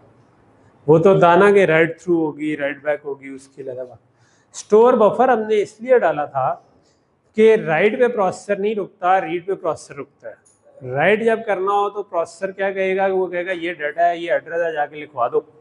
तो वो प्रोसेसर को उसका इंतजार करने की जरूरत नहीं है, क्योंकि डाटा भी गिवन है, एड्रेस भी गिवन है, तो नीचे जो मेमोरी कंट्रोलर है वो लिखवाता रहेगा, ठीक है, या कैश या वो लिखवाती रहेगी, प्रोसेसर अगली इंस्ट्रक्शन पे जा सकता है। लोड के केस में आप कह रहे हैं कि मुझे फलां एड्रेस से डाटा चाहिए, तो अब जब तक वो डाटा आएगा नहीं तब तक आपकी जो भी इंस्ट्रक्शन उस डाटा पे डिपेंड कर रही होगी वो सब के सब रुक जाएंगे।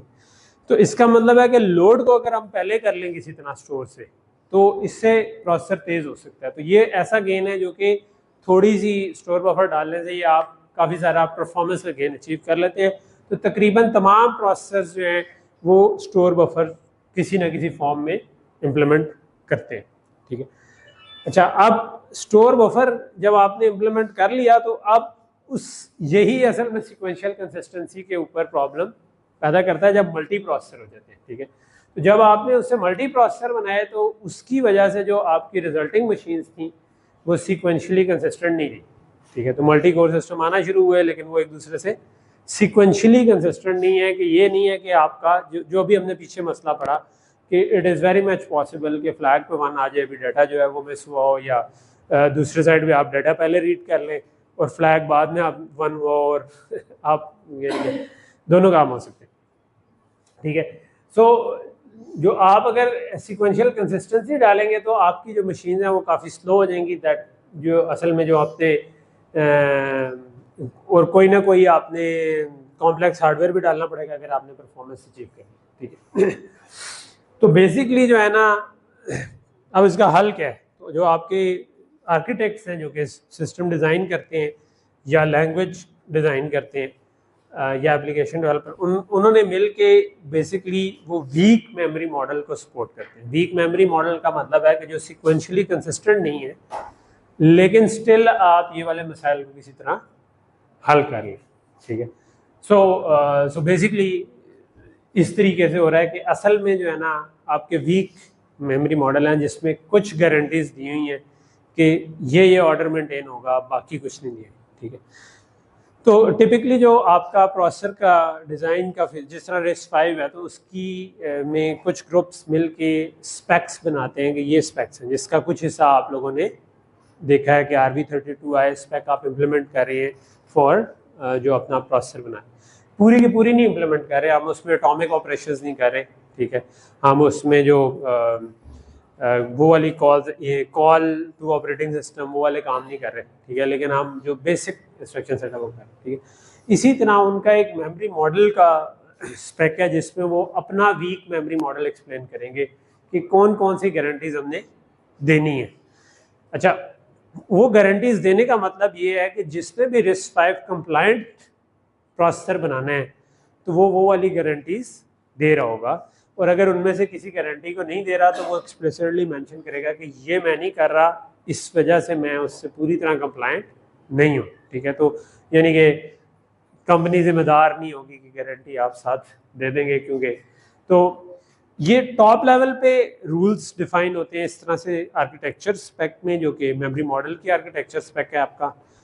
उससे फिर आप जब इम्प्लीमेंट करने जाते हैं तो अंडर द हुड आप उसको कई जगहों पे ब्रेक भी कर रहे होते हैं, लेकिन आप क्योंकि आपको परफॉर्मेंस चाहिए आप परफॉर्मेंस ले लेते हैं, लेकिन बाहर से वो वाले रूल्स सारे के सारे पूरे होने चाहिए, ठीक है। तो ये तब आप कंप्लायंट हो सकें, ठीक। सो बेसिकली जो है ना वो आपका एक स्टोर बफर लगा हुआ है, ठीक है, और तो मेमोरी CPU है, उसके आगे स्टोर बफर लगा हुआ है और उसके आगे शेयर्ड मेमोरी है, ठीक है।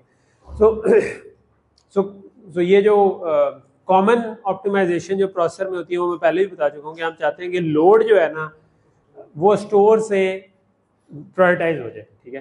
तो later loads can go ahead of buffered stores if to different address. अगर उनका एड्रेस फर्क है तो फिर तो आप कहते हैं कि आगे जान दो, ठीक है। और दूसरा हमने उसके बाद उससे भी एडवांस फॉर्म पढ़ी थी कि सेम एड्रेस भी हो फिर भी जाने दो, लेकिन आप स्टोर बफर से उठा लो, ठीक है, बाईपास कर लो कि स्टोर बफर में तो वो स्टोर की वैल्यू पड़ी हुई है तो लोड अगला जो है वो स्टोर बफर से उठा लो। तो ये कॉमन सी ऑप्टिमाइजेशन है जो कि तकरीबन हर प्रोसेसर में होती है। अच्छा, अब जो आपके वीक मेमोरी मॉडल्स हैं ना वो डिफरेंट उनके नाम है। उनमें से एक जो मॉडल है उसको कहते हैं TSO, ठीक है, total store optimization. So total store optimization जो है ना वो बेसिकली समझो कि यही वाली चीज़ है, ठीक है, कि आप ये कहते हैं कि अगर जो आपका स्टोर बफर दरमियान में लगा हुआ है, ठीक है, तो आप लोड और स्टोर को का ऑर्डर चेंज भी कर सकते हैं, ठीक है। तो आप बेसिकली जो पिछली स्लाइड में हमने देखा था ना कि ये दो काम आप अगर करना अलाउ कर दे कि बाद वाला लोड जो है वो पहले बेशक एग्जीक्यूट हो जाए, स्टोर की खैर है, स्टोर बफर में पड़ा रहे, तो ये वाला आप रिलैक्स करते हैं, क्योंकि सिक्वेंशियल कंसिस्टेंसी इसको रिलैक्स नहीं करती। लेकिन अगर आप उसको रिलैक्स कर दें तो आपको परफॉर्मेंस गेन हो जाता है।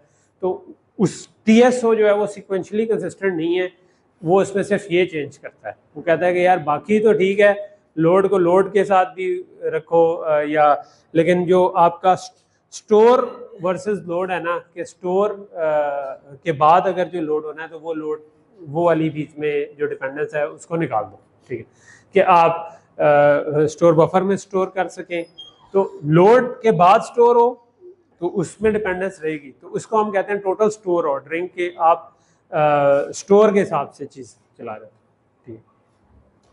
अच्छा, सो अगर आप सीक्वेंशली कंसिस्टेंट चल रहे हो, तो मिसाल के तौर पर अगर आपके ये दो प्रोग्राम चल रहे हैं, ठीक है, आपका जो लेफ्ट पे प्रोग्राम है वो क्या कर रहा है कि हमने कहा कि शुरू में एक्स में भी एक लोकेशन एक्स है, एक लोकेशन वाई है, ठीक है। सो मेमोरी लोकेशन एक्स और मेमोरी लोकेशन वाई में बाय डिफॉल्ट पड़ा हुआ है 0, ठीक है। इस वक्त अच्छा, अब 0 पड़ा हुआ है और ये दो प्रोग्राम दो प्रोसेसर्स पे चल रहे हैं। तो P1 प्रोसेसर जो है वो क्या करता है कि वो x के ऊपर 1 लिखवा देता है, ठीक है। हमने क्या किया, लोड इमीडिएट x1 1 और उसके बाद कहा कि x पे 1 लिखवा दो, और उसके बाद हमने कहा कि y को लोड करो, ठीक है। और ये क्या करता है, ये y पे 1 लिखवा देता है और उसके बाद x को लोड करता है, ठीक है। अच्छा, तो अब और लोड किसमें करता है, x2 रजिस्टर में, ठीक है। तो अब इसको समझने के लिए कौन कौन सी, अगर बिल्कुल सीक्वेंशली कंसिस्टेंट होता तो कौन कौन से कॉम्बिनेशन पॉसिबल थे इनमें से, ठीक है। सो हम ये कह रहे हैं कि P1 के x2 में क्या पड़ा हुआ और P2 के x2 में क्या पड़ा हुआ, ठीक है। तो ये वाला जो है उसने अगर उसने x पे पहले 1 लिखवाया, राइट, और उसके बाद y को x2 पे लोड किया, ठीक है। और इसने क्या किया है, इसने y पे 1 लिखवाया है और फिर x को x2 में लोड किया, ठीक है। तो अब अगर तो अब इनकी रैंडम इंटरलीविंग हो सकती है, ठीक है। तो कौन कौन सी चीज़ें पॉसिबल है, ठीक है। सो अब अगर तो यहाँ पर हम पहुँच गए हैं और आपके पास y पे 0 पड़ा हुआ है, लेट्स से कि P1 के x2 में 0 पड़ा हुआ है, इसका क्या मतलब है, इसका मतलब ये बनता है कि ये वाला जो थ्रेड था, इस वाले थ्रेड ने क्या किया था कि पहले y पे 1 लिखवाया था और फिर x को लोड किया था, राइट। तो इसने पहले x पे 1 लिखवाया था और फिर y को लोड किया था, ठीक है। तो क्योंकि x2 के अंदर ये y लोड कर रहा है और ये x लोड कर रहा है, ठीक है, और एक तो ये नहीं हो सकता कि दोनों पे 0 आ जाए, ठीक है, क्योंकि अगर ये पहले चल गया था, अगर इसकी वजह से अगर कहते हैं आपके पास ये 0 आ जाए, 0 सिक्वेंशली कंसिस्टेंट के हिसाब से ये 0 इसके ऊपर दोनों पे 0 आना पॉसिबल नहीं है, बिकॉज अगर तो मैंने या तो दोनों ही नहीं चले थे, यार दोनों नहीं चले थे तो फिर x2 पे वैल्यू ही नहीं आई होगी, राइट। x2 पे किसी एक की वजह से 1 आ जाएगा बेसिकली। अगर हम ये इसको ये रन करें ना, तो हमारे पास ये चीज़ बनती है कि अगर एक आधा चलाओ, ठीक है, x2 पे वैल्यू आने के लिए दोनों को यहाँ तक चलने की ज़रूरत है। अगर दोनों पूरे पूरे चल चुके हैं, ठीक है, तो दोनों पूरे पूरे चल चुके हैं तो आपके पास x2 में या एक पे 0 आएगा, एक पे 1 आएगा, या एक दोनों 1 आ जाएंगे, या तो ये हो जाएगा कि दोनों पूरे पूरे चल चुके हैं तो दोनों के ऊपर 1 आ गया, ठीक है। अगर दोनों के, अगर ये वाला जो स्टोर था ये अभी नहीं हुआ था x पे, ठीक है, और ये चल चुका था, तो तब आपके पास एक पे 0 आ जाएगा, दूसरे पे 1 आ जाएगा। अगर इधर अभी स्टोर नहीं हुआ था तो यहाँ पर 1 आ जाएगा, लेकिन ये नहीं होगा कि दोनों के ऊपर 0 है। लेकिन आपका जो TSO ऑर्डरिंग है उसमें स्टिल पॉसिबल है, क्योंकि लोकली स्टोर बफर में हो सकता है आपने लिखवा दिया उस पर, लेकिन एक्चुअल में अभी ना लिखा गया। तो TSO ये काम कर रहा होता है कि लोकली चीज को यानी कि स्टोर बफर के अलाउ कर देता है। ठीक, तो ये चीज है। सो जो आपके सॉरी हमारा वो वाला टाइम भी स्टार्ट हो रहा है कि जब हमने दूसरा काम करना था। तो मैं जैसे इसको 2-3 मिनट में इसको रैप करके इसके आगे भी हैं हमारे, लेकिन लेट्स से कि हम इस स्लाइड तक आ जाते हैं। ठीक है, तो जो आपके जो स्ट्रॉन्ग मॉडल्स होते हैं ना, वो ऑर्डरिंग गारंटी जरा स्ट्रॉन्ग देते हैं। TSO जो है ये थोड़ा यानी एक तो बिल्कुल सिक्वेंशली कंसिस्टेंट सबसे स्ट्रॉन्ग मॉडल है उस, लेकिन ये तो कहीं पे भी नहीं यूज हो रहा।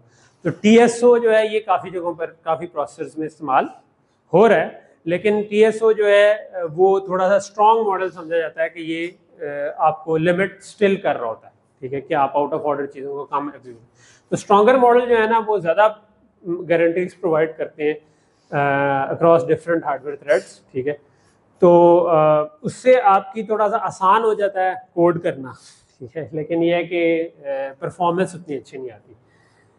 फॉर एग्जांपल MIPS R10 के जो था वो सिक्वेंशली कंसिस्टेंट था, और उसमें आपका मतलब उसमें जब भी कोई आपकी ऐसी डिपेंडेंस निकलती थी तो आप एक दूसरे वाले प्रोसेसर या दूसरे वाले थ्रेड के जो लोड स्टोर्स हैं उनको स्क्वॉश कर देते थे कि ठीक है आप दोबारा पीछे से चलें। ठीक है, वीकर मॉडल जो है वो ज़रा कम गारंटीज देते हैं, लेकिन फिर वो करते क्या हैं। ठीक है, उसमें फिर आपको एक्स्ट्रा इंस्ट्रक्शंस आप देते हैं कि जिससे जो सॉफ्टवेयर लिखने वाला है वो खुद मेक श्योर करवाए कि ये वाला केस नहीं आएगा। ठीक है, तो उसमें आप क्या करते हैं, कुछ एडिशनल इंस्ट्रक्शंस डाल देते हैं। ठीक है, उसमें परफॉर्मेंस ज़्यादा हो जाती है, लेकिन ऐसे केस वियर्ड किस्म के केस आ सकते हैं जो हमने अभी देखे। तो उनको फिर रिजॉल्व कैसे करते हैं, उसके लिए हम फेंस इंस्ट्रक्शंस यूज़ कर लेते हैं। ठीक है, तो फेंस इंस्ट्रक्शन क्या करती हैं, फेंस इंस्ट्रक्शन ये करती हैं कि अगर कहीं पे फेंस इंस्ट्रक्शन आ गई है तो वो मेक श्योर करती है कि मिसाल के तौर पर वो मेक श्योर करेगी कि उसके पीछे वाले सारे मेमोरी ऑपरेशंस कंप्लीट हो चुके हो तब भी आगे जाए, नहीं तो ना जाए। ठीक है, अच्छा, और फेंस में भी फिर आप टाइप्स बना सकते हैं थोड़ी सी। तो मिसाल के तौर पर जो हमने कोड लिखा था इसके अंदर ये जो रेड लाइंस में हमने 2 फेंसेस डाल दी। ठीक है,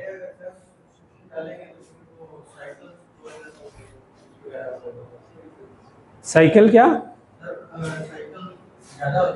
हाँ, लेकिन मतलब चीज चलेगी तो सही ना, नहीं तो चल ही नहीं रही। तो हम ये कह रहे हैं कि फेंस आप वहां पर डालेंगे, फेंस इंस्ट्रक्शन सेट में तो सपोर्टेड है, लेकिन आपने ही लिखना है ना कोड में कहीं पे फेंस। ठीक है, तो जहां पर आप फेंस की इंस्ट्रक्शन यूज करेंगे आप वहीं पे सर्च करेंगे जहां पर एब्सोल्युटली नेसेसरी है। ठीक है, सो नॉर्मल कोड फास्ट ही चलता रहेगा, लेकिन आप जिस तरह ये वाला प्रोड्यूसर कंज्यूमर वाला केस आ गया। ठीक है, तो अब हम ये नहीं चाहते कि जो फेस रिकग्निशन वाला है वो अभी फेस आया ही नहीं है तो वो गार्बेज डाटा के ऊपर मैच करना शुरू कर दें। ठीक है, तो उसको रोकने के लिए हमने क्या करेंगे, हम दरमियान में फेंस डालते हैं।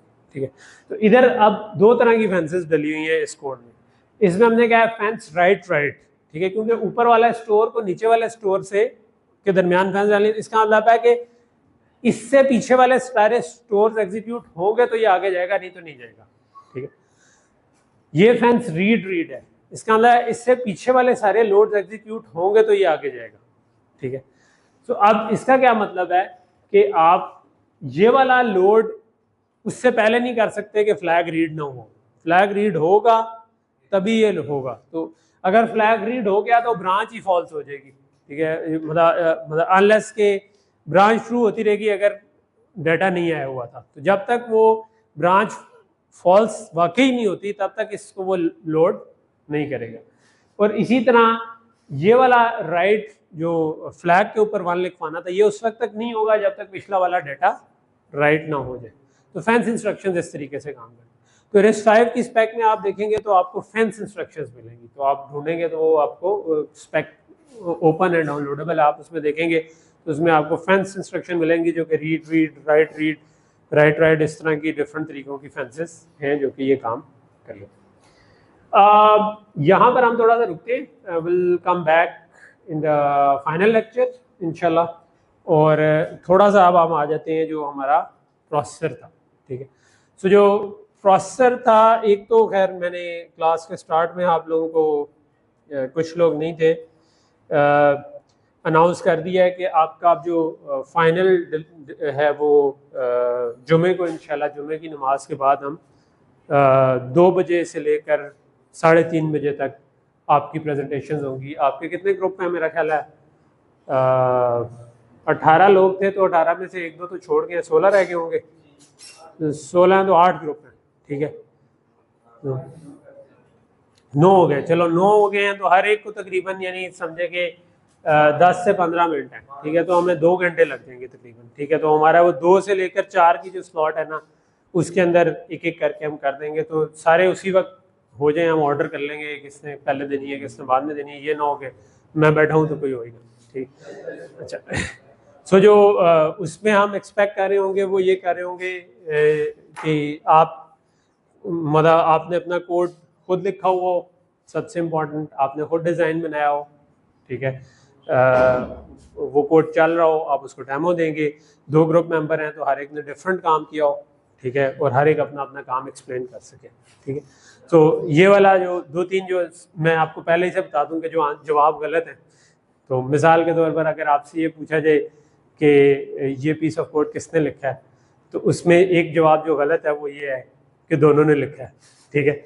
ये जवाब जो है ये गलत जवाब है, ये आपने नहीं देना, ठीक है, जो लिखा, क्योंकि ऐसा कोई कभी भी नहीं होता कि मतलब मैंने बहुत सालों से कोड लिखा, कभी नहीं होता कि एक प्रेस करे दूसरा बी दूसरा प्रेस करे। एक वक्त में जो एक पीस ऑफ कोड होता है ना, वो एक ही बंदा लिख रहा होता है। जी नहीं, तो मैंने पहले बता दिया कि ये जवाब गलत होगा, ठीक है, तो इसलिए पहले से सोच लें, ठीक है।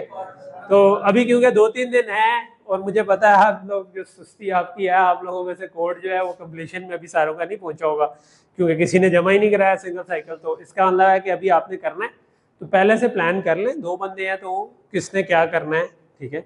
अगर एक ही बंदे ने कोड लिखा है सारा तो ठीक है, फिर बता दें कि भाई मैंने कोड लिखा है, फलान ने डिज़ाइन में ये किया था, तो उसको डिज़ाइन का पता, आपका जो सेक्शन है आपको वो पता होना चाहिए, ठीक है। ये नहीं है कि दोनों ने लिखा है और कोई भी ना बता सके कि अच्छा ये कैसे हो रहा है, ठीक है। तो अगर कोई चीज़ चल रही है तो वो you should know about it, ठीक है। तो ये अहम चीज़ है, इनका ख्याल रखें। अच्छा, अब क्योंकि आप लोग थोड़ा सा मुझे वापस आ जाते हैं। जी, मैं आपको जो सिंगल साइकिल वाली डायग्राम है वो तकरीबन आज अब शेयर कर दूंगा, ठीक है। तो अभी जो समहाउ जो पेपर था उसमें भी ये चीज़ थी कि जो प्रोसेस डिज़ाइन वाला पार्ट था उसमें कम नंबर थे, हालांकि ये वो वाला सेक्शन है कि जो कि हमने जिसमें सबसे ज़्यादा टाइम लगाया, ठीक है। तो मैंने आपको लास्ट क्लास में कहा था कि मैं एक छोटी सी वीडियो बना दूंगा आपका, उसका मुझे टाइम नहीं मिला वीकेंड पे, तो मैंने कहा कि मैं उसको भी खुद ही कवर कर देता हूँ ताकि आपका कवर हो जाए, ठीक है। So it's kind of a recap of जो हमने पहले 4-5 लेक्चर पढ़े थे, और इसमें वो वाला जो सिंगल साइकिल डिज़ाइन का पार्ट है वो कंप्लीट हो जाएगा। कोड का पार्ट नहीं होगा, कोड तो आप जब एक दफ़ा हो जाए तो हो जाए। सो मेनली हमने स्टार्ट किया था कि अगर हम कोई प्रोसेस डिज़ाइन करना चाहते हैं, तो हम चाहते हैं कि कोई हमारी इंस्ट्रक्शंस हैं, let's say A = B + C - D, तो अब हमने कहा था कि एक रेज फाइल तो हमारी होती है, ठीक है, प्रोसेसर्स में। तो अब अगर ABCD उसमें पड़े हुए हैं तो मुझे क्या करना पड़ेगा? अगर लेट्स से कि 1 पे B पड़ा है, 2 पे C पड़ा है, 3 पे D पड़ा है, 4 पे A पड़ा है, तो मुझे सबसे पहले क्या करना चाहिए? C - D कर देना चाहिए, क्योंकि ब्रैकेट में हो रहा है, ठीक है। तो उसके लिए क्या होना चाहिए? कौन सी इंस्ट्रक्शन चलनी चाहिए? सब्ट्रैक्ट की। तो मैं सब्ट्रैक्ट कर दूंगा x4, x2, x3, तो x2 से जब x3 निकालूंगा तो मेरे पास C - D हो जाएगा, उसका रिजल्ट x4 में चला जाएगा, ठीक है। और उसमें फिर मैं B ऐड कर दूंगा, तो B किस में पड़ा हुआ है? 1 में। मैं ऐड कर दूंगा कि भाई x1 में x4 ऐड करके x4 में ही लिखवा दो, तो x4 जो A को रिप्रेजेंट कर रहा है उसमें वैल्यू आ जाएगी C - D + B। लेकिन रियल में ये वाले वेरिएबल्स रेज फाइल में नहीं पड़े होते, बल्कि किधर पड़े होते हैं? मेमोरी में पड़े होते हैं, ठीक है। तो हमारे ये वेरिएबल्स असल में कहीं पे मेमोरी में पड़े हुए हैं, और मेमोरी के एड्रेसेस जो हैं वो लेट्स से कि बाइट एड्रेस होता है तो 0, 4, 8 इस तरह से चलो। अगर इंटीजर हैं तो ये 4-4 बाइट आगे जा रहे होंगे। तो इसका मतलब है कि मुझे बी, सी और डी को पहले किसी तरह इधर लेकर आना है, और उसके लिए हमने पढ़ी थी कि हम लोड वर्ड की इंस्ट्रक्शन डालेंगे। तो लोड वर्ड की इंस्ट्रक्शन करूँ तो हमने जो RISC-V के प्रोसेसर में सबसे पहला काम ये किया था कि 0 रजिस्टर पे 0 ही पड़ा होता है, ठीक है, तो ऊपर वो इसीलिए 0 पर 0 शो हो रहा है, ठीक है। तो हमने क्या किया, हमने कहा कि यार 0 में 4 ऐड करो तो वो एड्रेस बन जाएगा B का, ठीक है। तो मैं B लोड कर लो और उसको X1 में लिखवा दो, तो X1 में B लिखवाना है। इसका मतलब मुझे इसी तरह B, C और D को पहले लोड करना है, उसके बाद अगर मैं ये दोनों काम कर दूं तो A कैलकुलेट हो जाएगा। लेकिन कैलकुलेट हुआ है, वापस स्टोर भी करवाना है। A को मैंने 0 पर अगर लिखवाना है तो मुझे एक स्टोर वर्ड की इंस्ट्रक्शन भी चाहिए होगी जो कि A को वापस स्टोर करवा। तो यहाँ तक चीज़ थी जो हमने पढ़ा था कि इंस्ट्रक्शंस काम कैसे कर रही होती हैं। अच्छा, तो यहाँ तक चीज़ क्लियर है सबको? तो ये इस तरीके से ओवरऑल चलेगा। ये इंस्ट्रक्शंस पढ़ी कहाँ पर होंगी खुद, ठीक है। तो ये इंस्ट्रक्शंस के लिए हमने कहा था कि हमारी एक इंस्ट्रक्शन मेमोरी होगी या प्रोग्राम मेमोरी होगी जिसके अंदर ये वाली इंस्ट्रक्शंस होगी, और ये एक एक करके यहाँ से फैच होना शुरू होंगी और एग्जीक्यूट होना शुरू हो जाएंगी, तो हमारा काम चल जाएगा, ठीक है। ओके, सो और वो जो इंस्ट्रक्शंस वहाँ पे पढ़ी होगी वो इस तरह अंग्रेजी में नहीं लिखी होगी कि लोड वर्ड, उसको हमें किसी तरह कोई बाइनरी में कन्वर्ट करना पड़ेगा, कोई नंबर्स में, ठीक है। ये अभी रैंडम नंबर्स हैं, लेकिन हम अभी देखेंगे कि उनको नंबर पे कैसे मैप करें। इंस्ट्रक्शन स्टोर होती हैं, एड्रेस तो नहीं होता। एड्रेस तो उनका जो पहली पे पढ़ी हुई है उसका एड्रेस 0 है, दूसरी का 1 है, लेकिन जो एक्चुअल में तो इंस्ट्रक्शन पढ़ी हुई, ठीक। अब क्वेश्चन ये पहला एक अराइज होता है कि इन इंस्ट्रक्शन को कन्वर्ट कैसे करें नंबर्स में, ठीक है। तो उस पर आ जाते हैं। उसके लिए हमने RISC-V का इंस्ट्रक्शन सेट पढ़ा था, ठीक है। हम खुद भी डिज़ाइन कर सकते थे, लेकिन RISC-V का ये फ़ायदा है कि हम एक स्टैंडर्ड इंस्ट्रक्शन फॉर्मेट फॉलो कर रहे हैं, उसका कंपाइलर भी मिल जाएगा और चीज़ें हो जाएंगी, ठीक। सो फॉर एग्जांपल ऐड करना है, तो ऐड में हमने कहा था कि RD, RS1, RS2 यानी कि जो डेस्टिनेशन रजिस्टर है RS1 और RS2 को ऐड करके RD में लिखवा, ठीक है। तो उसके लिए इसका मतलब है कि अगर 32 रजिस्टर हैं तो मुझे 5 बिट चाहिए, ठीक है। तो हमारा पहली चीज़ है कि हमें एक RD की फील्ड चाहिए जो 5 बिट की होगी। फिर हमें RS1 और RS2 चाहिए, तो इसका मतलब है कि मेरे पास RS1 और RS2 की फील्ड्स भी आएंगी, ठीक है। फिर हमने कहा था कि एक सेट ऑफ इंस्ट्रक्शंस हैं जो हम सपोर्ट करना चाहते हैं। हम सिर्फ ऐड नहीं सपोर्ट करना चाहते हैं, हम सब्ट्रैक्ट भी करना चाहते हैं, हम शिफ्ट लेफ्ट लॉजिकल भी करना चाहते हैं, सेट लेस देन भी करना चाहते हैं, सेट लेस देन अनसाइंड भी करना चाहते हैं, ज़ोर भी करना चाहते हैं, shift right logical, shift right arithmetic और एंड। तो बेसिकली देखा जाए तो 3 लॉजिकल हैं, और एंड और ज़ोर, ठीक है। शिफ्ट की 3-4 हैं, राइट अरिथमेटिक, राइट लॉजिकल और शिफ्ट लेफ्ट लॉजिकल, 3 इंस्ट्रक्शन है बेसिकली, ठीक है। तो राइट और left shift. Set less than की इंस्ट्रक्शन है, ठीक है। सेट लेस देन की 2 है, एक लेस देन और एक लेस देन अनसाइंड के नंबर्स को अनसाइंड ट्रीट करके भी लेस देन निकाल दें और साइन ट्रीट करके भी लेस देन कर दें, और बाकी वही ऐड और सब्ट्रैक्ट की। तो बेसिकली लिस्ट लंबी है, लेकिन बेसिकली अगर देखा जाए तो 3 एंड और वाली हैं, 3 शिफ्ट लेफ्ट है, एक सेट लेस देन है और एक आपकी ऐड सब्ट्रैक्ट की। इनको डिफरेंशिएट करने के लिए हम नंबर्स इनको भी देने पड़ेंगे। तो हमने कहा कि हम इंस्ट्रक्शन के अंदर ही 3 बिट रख लेंगे कि जो ये स्पेसिफाई करें कि ये कौन सी इंस्ट्रक्शन है, ठीक है। अच्छा, इसके अलावा हमने जो RISC-V है उसमें एक फंक्शन 7 की भी स्पेस है। अगर हम इनमें देखें तो ये दोनों जो है ना ये सेम ही है, ठीक है। यानी कि ऐड और सब्ट्रैक्ट का भी ये वाली बिट सेम है, और शिफ्ट राइट अरिथमेटिक और शिफ्ट राइट लॉजिकल का भी सेम है। तो वो कैसे डिफरेंशिएट होता है, वो हमारी ये जो 2 बिट्स है ना, इस वाली बिट से जहाँ पर 1 लिखा हुआ है, अगर 1 हो तो इसका मतलब है कि अरिथमेटिक है, अगर जो भी इनमें से सिलेक्ट करिए, 1 हो तो सब्ट्रैक्ट है या ऐड है, इस तरीके से चल। और इसके अलावा हमने एक ऑप कोड की बिट RISC-V में है जो कि बताती है किस टाइप की इंस्ट्रक्शन है, ठीक है। क्या वो रजिस्टर टू रजिस्टर है, रजिस्टर टू इमीडिएट है, किस तरीके से है। तो ये अगर हमने simple register to register addition करनी है, जो कि हमने पीछे एग्जांपल पढ़ी, तो उसके लिए ये वाली इंस्ट्रक्शंस काफ़ी होंगी। हम उसमें से सिर्फ ऐड और सब्ट्रैक्ट यूज़ कर रहे थे, लेकिन प्रैक्टिकली हम बाकी की भी इस्तेमाल कर सकते हैं अगर हम इम्प्लीमेंट करें। लेट्स से कि मैंने यही वाला हिस्सा इम्प्लीमेंट करना है, मैं इसका डिज़ाइन करना चाहता हूँ। तो मुझे सबसे पहले क्या चाहिए कि मुझे एक एक करके इंस्ट्रक्शन बाहर निकले प्रोग्राम मेमोरी से। तो मुझे अगर उसके लिए मेमोरी जो है वो हमने कहा था ये भी रैच फाइल की तरह ही है, तो उसका जो एड्रेस आ रहा है अगर मैं वो इंक्रीमेंट हर साइकिल में करता जाऊँ तो आपके पास जो डाटा आएगा वो अगला हर साइकिल में अगला आना चाहिए।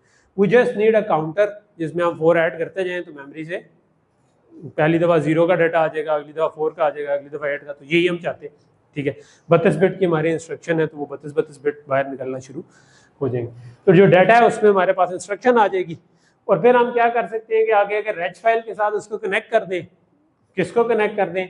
ये जो ऊपर बिट्स हमारी लिखी हुई है कि RS1 और RS2 वाली, तो RS1 और RS2 को कनेक्ट कर दिया तो हमारे पास डाटा आ गया। उस डाटा को हमने ALU को दिया, और ALU से जो वापस आया वो हमने राइट बैक करवा दिया। तो राइट बैक के लिए हमने क्या कनेक्ट किया?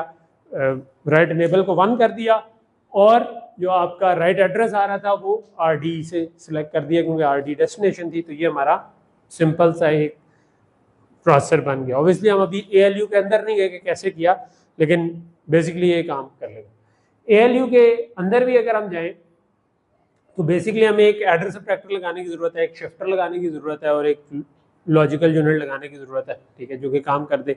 लेस देन वाला काम तो सब्ट्रैक्टर भी कर देगा, क्योंकि जब आप सब्ट्रैक्ट करेंगे तो उसका रिजल्ट अगर पॉजिटिव आया, नेगेटिव आया, 0 आया, आप उससे निकाल सकते हैं कि वो सेट लेस देन वाला काम है। और बाकी जो है शिफ्ट जो है वो आप ऐसा शिफ्टर बना दें जो राइट लेफ्ट दोनों शिफ्ट कर सके, तो आप उससे ये वाला काम कर सकते हैं। और लॉजिकल यूनिट में तो bit wise and bit wise और करने, तो वो सबसे आसान है, ठीक है। तो ये हमारा सिंपल रेज ALU का डिज़ाइन सिंगल साइकिल वाला बन गया, ठीक है। ऑब्वियसली इसके हिसाब से हमें इंस्ट्रक्शन की बेस पे सिलेक्ट करना पड़ेगा कि कौन से वाले की आउटपुट हमने वापस लिखवानी है, ठीक है। तो अगर ऐड की इंस्ट्रक्शन थी या सब्ट्रैक्ट की थी या लेस देन वाली थी, तो हम एड्रेस सब्ट्रैक्टर से कुछ निकालेंगे, अदरवाइज हम शिफ्ट वाली थी तो शिफ्ट से निकालेंगे, इस तरीके काम करेंगे। अच्छा, लोड वर्ड की जो इंस्ट्रक्शन इसके बाद थी, लोड वर्ड की इंस्ट्रक्शन में हमने कहा था कि आप RS1 में इमीडिएट वैल्यू ऐड करेंगे तो एड्रेस बनेगा, और उस एड्रेस से रीड करके डाटा लेंगे, ठीक है। तो अगेन हमें एक डेस्टिनेशन रजिस्टर चाहिए और RS1 रजिस्टर चाहिए, और फिर हमें इमीडिएट वैल्यू चाहिए। तो हमने बाकी की बिट्स इमीडिएट में इस्तेमाल कर ली, और फंक्शन की बिट की बेस पे हमने इसके वेरिएंट्स बना दिए। हमने कहा कि यार हम सिर्फ लोड वर्ड ना कहो, हमने पहले एग्जांपल में लोड वर्ड यूज़ किया था, बल्कि हम लोड हाफ वर्ड भी यूज़ कर लें, लोड बाइट भी यूज़ कर लें, ठीक है, और लोड बाइट अनसाइंड या लोड हाफ वर्ड अनसाइंड भी कर लें। दोनों में फ़र्क क्या आता है? एक केस में 32 बिट में आगे साइन एक्सटेंशन होती है, एक केस में आगे 0 एक्सटेंड होते हैं, बाकी कोई फ़र्क नहीं। ओके, और ऑप कोड इसका फ़र्क होगा, जिससे पता चल जाएगा कि ये लोड है या वो है, ठीक। तो और ये हमने देखा था कि साइन एक्सटेंशन होगी बाय डिफ़ॉल्ट, लेकिन अगर आपने क्या लें कि अनसाइंड वाला करना है तो फिर आप 0 भी एक्सटेंड कर सकते हैं। तो अगर ये सपोर्ट करना हो तो इसका मतलब है कि मुझे क्या चाहिए? सबसे पहले तो जो एड्रेस जनरेट होना है वो आप डायरेक्टली रजिस्टर से नहीं आएगा, उसमें इमीडिएट वैल्यू भी आ सकती है। तो हमें एक मार्क्स लगाना पड़ेगा जो कि इमीडिएट वैल्यू ले सके, ठीक है। तो इसका मतलब है कि जो साइन एक्सटेंशन वाला काम है उसके लिए कुछ मुझे ब्लॉक या पीस ऑफ कोड लिखना पड़ेगा।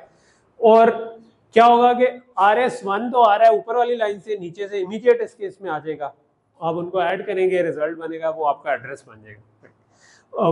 और पुरानी इंस्ट्रक्शंस क्यों चलती रहेंगी कि अगर कोई पुरानी टाइप की इंस्ट्रक्शन चल रही है तो हम डाटा से उठा लेंगे बजाय इमीडिएट से उठाने के, तो आपकी लोड भी चल गई, पुरानी भी चल गई, ठीक है।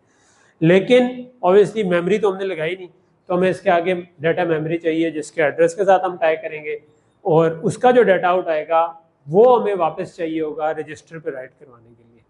तो वो हम रजिस्टर पे तो ऑलरेडी डाटा इन कनेक्टेड है ये वाला, तो हम क्या करेंगे कि इन दोनों के साथ एक मक्स लगा देंगे, और हम कहेंगे कि ये वाला मक्स सिलेक्ट कर रहा है बिटवीन कि जो पुराना डाटा आ रहा था वर्सेस जो अब मेमोरी से रीड होकर डाटा आ रहा है।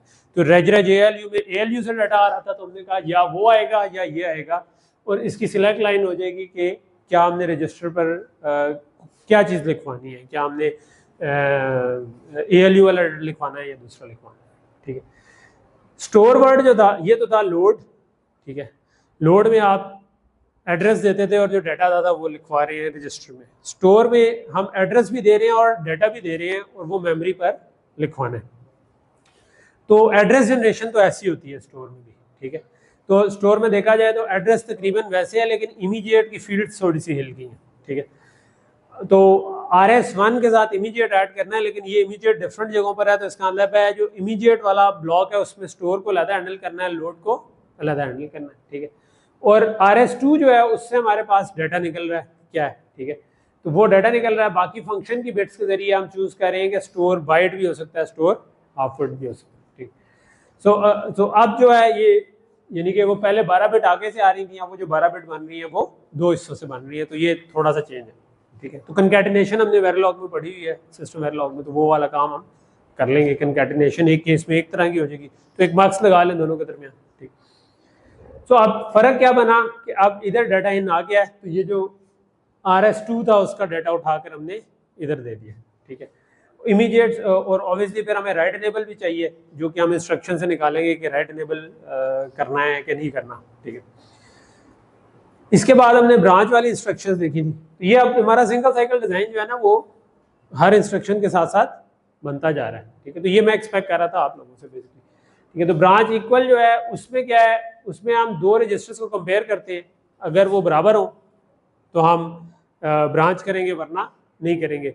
और ब्रांच करके जाएंगे किधर, वो इमीडिएट वैल्यू पे जाएंगे। और इसमें भी हमने फिर फंक्शन की बिट से सिलेक्ट कर लिया कि सिर्फ ब्रांच इक्वल ना करो, बल्कि branch not equal, branch less than, greater than, ये सारी इस तरह की चीज़ें सपोर्ट करना, ठीक है। लेकिन अच्छा, इसके अंदर हमने थोड़ी सी ये चीज़ पढ़ी थी कि क्योंकि इसमें आ तो 12 बिट का ही रहा है, लेकिन हम उसकी LSB को 0 बनाकर 13 बिट का एड्रेस बना लेते हैं, ऑफसेट बना लेते हैं। उसकी वजह यह है कि RISC-V का जो इंस्ट्रक्शन सेट है उसमें मिनिमम आप 16 बिट का ही कर सकते हैं चीज़, उससे नीचे जाने का चांस ही नहीं है। जब चांस ही नहीं है तो हमें वो एक बाइट एड्रेस रखने की ज़रूरत नहीं है, हम 16 बिट का एड्रेस भी रख ले तो काफ़ी है, ठीक है। तो बाइट एड्रेस में आपको सारी बिट्स चाहिए थी, ठीक है। इस केस में एक बिट पिछली वाली को हम अगर 0 कर दें हमेशा, तो वो 16 बिट का एड्रेस बन जाए, तो उससे आपकी रेंज बढ़ गई, क्योंकि 12 बिट में वैसे 4 KB थी, तो आपकी 8 KB की रेंज बन गई, प्लस माइनस 4 KB बन गई। तो अब इसके लिए ब्रांच जो करती है वो क्या करती है कि जो हमारा इंस्ट्रक्शंस आ रही हैं वो तरतीब से आने के बजाय आप किसी और जगह जाते हैं, तो जो आपका PC वाला पार्ट है वहां पर जाकर चेंज होगी। वहां पर अब आप 4 के बजाय कहेंगे कि बाय डिफॉल्ट में पहले 4 कर रहा था, अब मैं इधर से ऑफसेट उठाकर उसको ऐड कर दूंगा। ऑब्वियसली वो ऑफसेट जो होगा वो डायरेक्ट नहीं है, वो बिट्स को कंकैटिनेट करके बन रहा है, तो वो हमने देखना है। और ज़्यादा हम चूज करेंगे, कंट्रोल लाइन एक बनेगी कि आपने ब्रांच करनी है या नहीं करनी, उसकी बेस पे ब्रांच PC सेलेक्ट का एक बनेगी। इसके बाद हमने जैल पढ़ी थी। जैल जो पढ़ी थी वो क्या करती थी कि एक रजिस्टर पर एक तो जंप कर लेती थी टू अ फिक्स एड्रेस, और PC+4 को जो है ना वो उठा के रजिस्टर पर लिखवा देती थी, या शायद PC को लिखवाती थी, मुझे भूल गया एग्जैक्ट सिमेंटिक्स क्या था उसका। ऑपकोड फर्क है। अगर मैंने उसको डिज़ाइन करना है तो मुझे इधर इमीडिएट सिलेक्ट बेसिकली चेंज हो जाएगा, ठीक है, कि वो जैल में वो बड़ा इमीडिएट है, सीधा उधर से आ रहा है, वहाँ से आप उठा लेंगे, ठीक है। तो PC में उतनी बड़ी जंप आ जाएगी।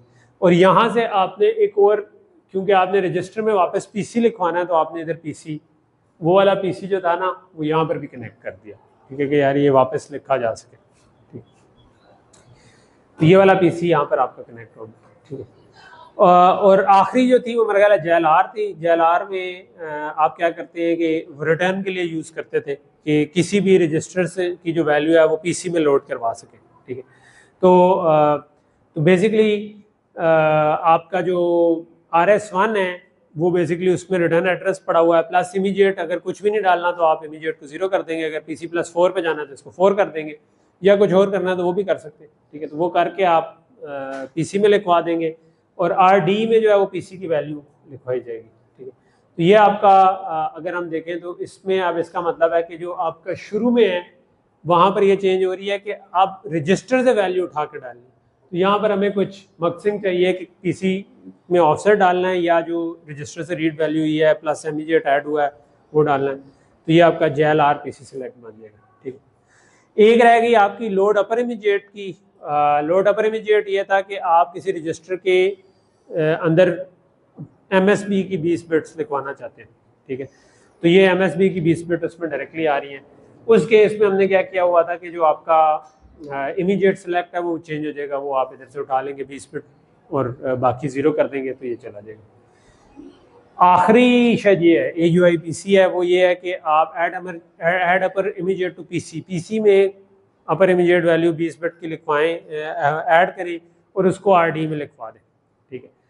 तो उसको क्या करना है, उसके लिए आपके पास यहाँ पर PC इंडक करने की सपोर्ट होनी चाहिए ताकि आप पीसी में इमीडिएट वैल्यू लिखवा ऐड कर सकें और उसको वापस लिखवा सकें। इधर से पीसी सेलेक्ट करें, सॉरी इधर से ये वाला वापस राइट बैक करवाएं, लेकिन वहाँ पे पीसी हो, इस जगह पे immediate value PC plus immediate आपका बन जाएगा। ठीक, तो ये आपके टोटल हार्डवेयर डिज़ाइन हो गया। ठीक है, अच्छा अब इसमें जो बहुत सारे डब्बे हमने कंट्रोल लॉजिक के बनाए हुए थे उन पे आगे काम करने की जरूरत थी। तो कंट्रोल लॉजिक में क्या है कि लेट्स से कि मैं सबसे पहले सोर्स सेलेक्ट पे आ जाता हूँ, ये सोर्स कैसे सेलेक्ट हो रहा होगा। ठीक है, तो अगर मेरे पास ALU की इंस्ट्रक्शन है तो इसका मतलब है कि मैंने रजिस्टर से उठाना है।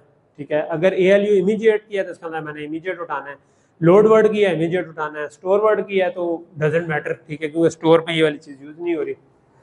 स्टोर पे वैसे यूज़ हो रही थी यार, ये गलत लिखा हुआ मेरा ख्याल है। ठीक है, स्टोर वर्ड में तो इमीडिएट आएगा ना, रजिस्टर प्लस इमीडिएट से एड्रेस बनता है, तो ये मैं इसको अपडेट कर दूंगा। नहीं ठीक है, नहीं होगी क्योंकि इमीडिएट से एड्रेस बनेगा और नीचे वाला आगे जा रहा है, स्टोर में एक्स नहीं है, ये गलत लिखा हुआ है, इसको अपडेट करना। ठीक है, ब्रांच के केस में आप दो रजिस्टर्स को कंपेयर कर रहे हैं। ठीक है, तो ये कहते हैं रेजी होगा, चाहे ब्रांच टू टी और ब्रांच एफ का मतलब है ब्रांच ट्रू और फॉल्स, ऐसे ही है ना।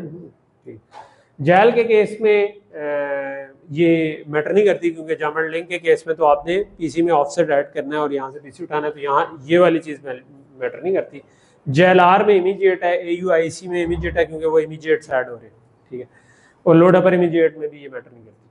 ठीक है, ओके, मैम राइट है, ये सिर्फ स्टोर वर्ड के केस में हम राइट करेंगे, राइट, बाकी किसी केस में हमने राइट करना ही नहीं। तो अगर आपका ऑप कोड इसके बराबर है तो आप इसको कंपैरेटर लगा सकते हैं कि इसके बराबर है तो इसको करना है। ठीक, इसी तरह रेज राइट है, कब रेज राइट करेंगे, कोई भी ऐसी इंस्ट्रक्शन जो रजिस्टर्स पर लिखवाती हो। ठीक है, तो हमारी मोस्ट ऑफ इंस्ट्रक्शंस लिखवाती है, सिवाय स्टोर वर्ड नहीं लिखवाती। ठीक है, तो अगर हम देखें तो हमारी टोटल ब्रांच की इंस्ट्रक्शंस और स्टोर वर्ड की इंस्ट्रक्शंस नहीं लिखवाती, बाकी सब पे ये रेज राइट 1 होना चाहिए। ठीक, रेज राइट बैक में हम सिलेक्ट कर रहे हैं कि किसको उठाना है इधर से। ठीक है, तो इसको उठाने में हमारे पास ALU वाली इंस्ट्रक्शन है तो, या ALU इमीडिएट वाली है तो ALU का रिजल्ट उठाएंगे। लोड वर्ड की इंस्ट्रक्शन है तो हमारा मेमोरी से जो डाटा आ रहा है वो उठाएंगे। स्टोर वर्ड में मैटर नहीं करता क्योंकि स्टोर वर्ड में हम लिखवा ही नहीं रहे मेमोरी रजिस्टर पे। इसी तरह ब्रांच में भी लिखवा ही नहीं रहे तो जो मर्जी का उठा ले, कोई मसला नहीं। ठीक है, जैल के केस में PC लिखवाएंगे, JLR के केस में भी PC लिखवाएंगे, AUIPC में ALU लिखवाएंगे क्योंकि AUIPC में PC प्लस ऑफसेट ऐड होकर इधर से आ रहा होगा। ठीक है, तो वो ALU से उठाएंगे। लोड अपर इमीडिएट में यहाँ पर आपकी इमीडिएट वैल्यू आ रही होगी क्योंकि वो सीधी हम लिखवाना चाहते हैं। ठीक, इसी तरह AUIPC सिलेक्ट है, ये सिर्फ एक ही इंस्ट्रक्शन पे चाह रहा होगा, जो AUIPC वाली इंस्ट्रक्शन है उस केस में PC उठाना है, बाकी केस में दूसरी तरफ से उठाना है, तो ये बाकी सब केस में रह जाए। ठीक है, AUIPC वाले में ये PC है, और कुछ इंस्ट्रक्शन जिनमें आपने इसको इस्तेमाल ही नहीं करना वहाँ पर ये डोंट केयर है। और आखिरी आपका ब्रांच PC सिलेक्ट आ गया। ब्रांच PC सिलेक्ट में आपने ब्रांच अगर ट्रू हुई तो आपने ब्रांच वाला PC उठाना है, अदरवाइज आपका PC +4 ही चल रहा होगा। ठीक है, और जैल के केस में भी PC इमीडिएट आ जाए, अभी भी एक रहता है। जैल के केस, ये जैल PC वाला जो है ये तो एक ही इंस्ट्रक्शन के केस में जैल आएगा। ठीक है, तो ये हमारा ओवरऑल अगर देखा जाए तो ये पूरा इंस्ट्रक्शन फॉर्मेट का कंट्रोल टेबल बन गया। ठीक है, ये वही वाले जो अलग-अलग किए थे उनको इकट्ठा कर दें, तो हमने जो कंट्रोल लॉजिक लिखनी है वो इसको देख के लिख सकते हैं कि यार बेस्ड ऑन ऑप कोड को एक मार्क्स की सिलेक्ट लाइन बना दें बेशक, और उसकी बेस पे तमाम केसेस को हैंडल कर दें तो हमारे पास चीज़ हो जाएगी। तो ये दिस इज द थिंग जो आपके पास हो, ये कंट्रोल टेबल प्लस ये डिज़ाइन डायग्राम। तो you should be able to write single cycle RTL by yourself. क्या हो गया क्लास आपकी वैसे चाहती है हमारे? हाँ जी, आए नहीं वो लेने, 11:35 हो गई। आपकी तो नहीं है अगली फौरन इसके बाद क्लास है? ओके ठीक है, तो यहाँ पर मैं ख़त्म ही कर रहा हूँ। ओके, तो ये तो इस एक्सरसाइज का मकसद ये है कि अगर आपने अभी तक नहीं भी बनाया हुआ तो टेक दिस और इसको कोड कर लें तो आपका कम से कम सिंगल साइकिल वाला प्रोसेसर बन जाना चाहिए। ठीक है, जो नेक्स्ट पार्ट होगा उसमें आपको पाइपलाइन करना होगा इनको, कि हर स्टेज पे पाइपलाइन करें और कंट्रोल लॉजिक उसके साथ। जी इसका कोड भी दे दूँ, तो मैं अपने आप को नंबर दे दूँ उसके बाद। वो भी लिखा नहीं है, ठीक है, वो मैं लिखूंगा, मेरे ख्याल है 2-3 हफ्ते तक शायद, जब टाइम मिलेगा तब तक आप लोगों के पेपर होंगे। ठीक, चलें जी, ठीक है।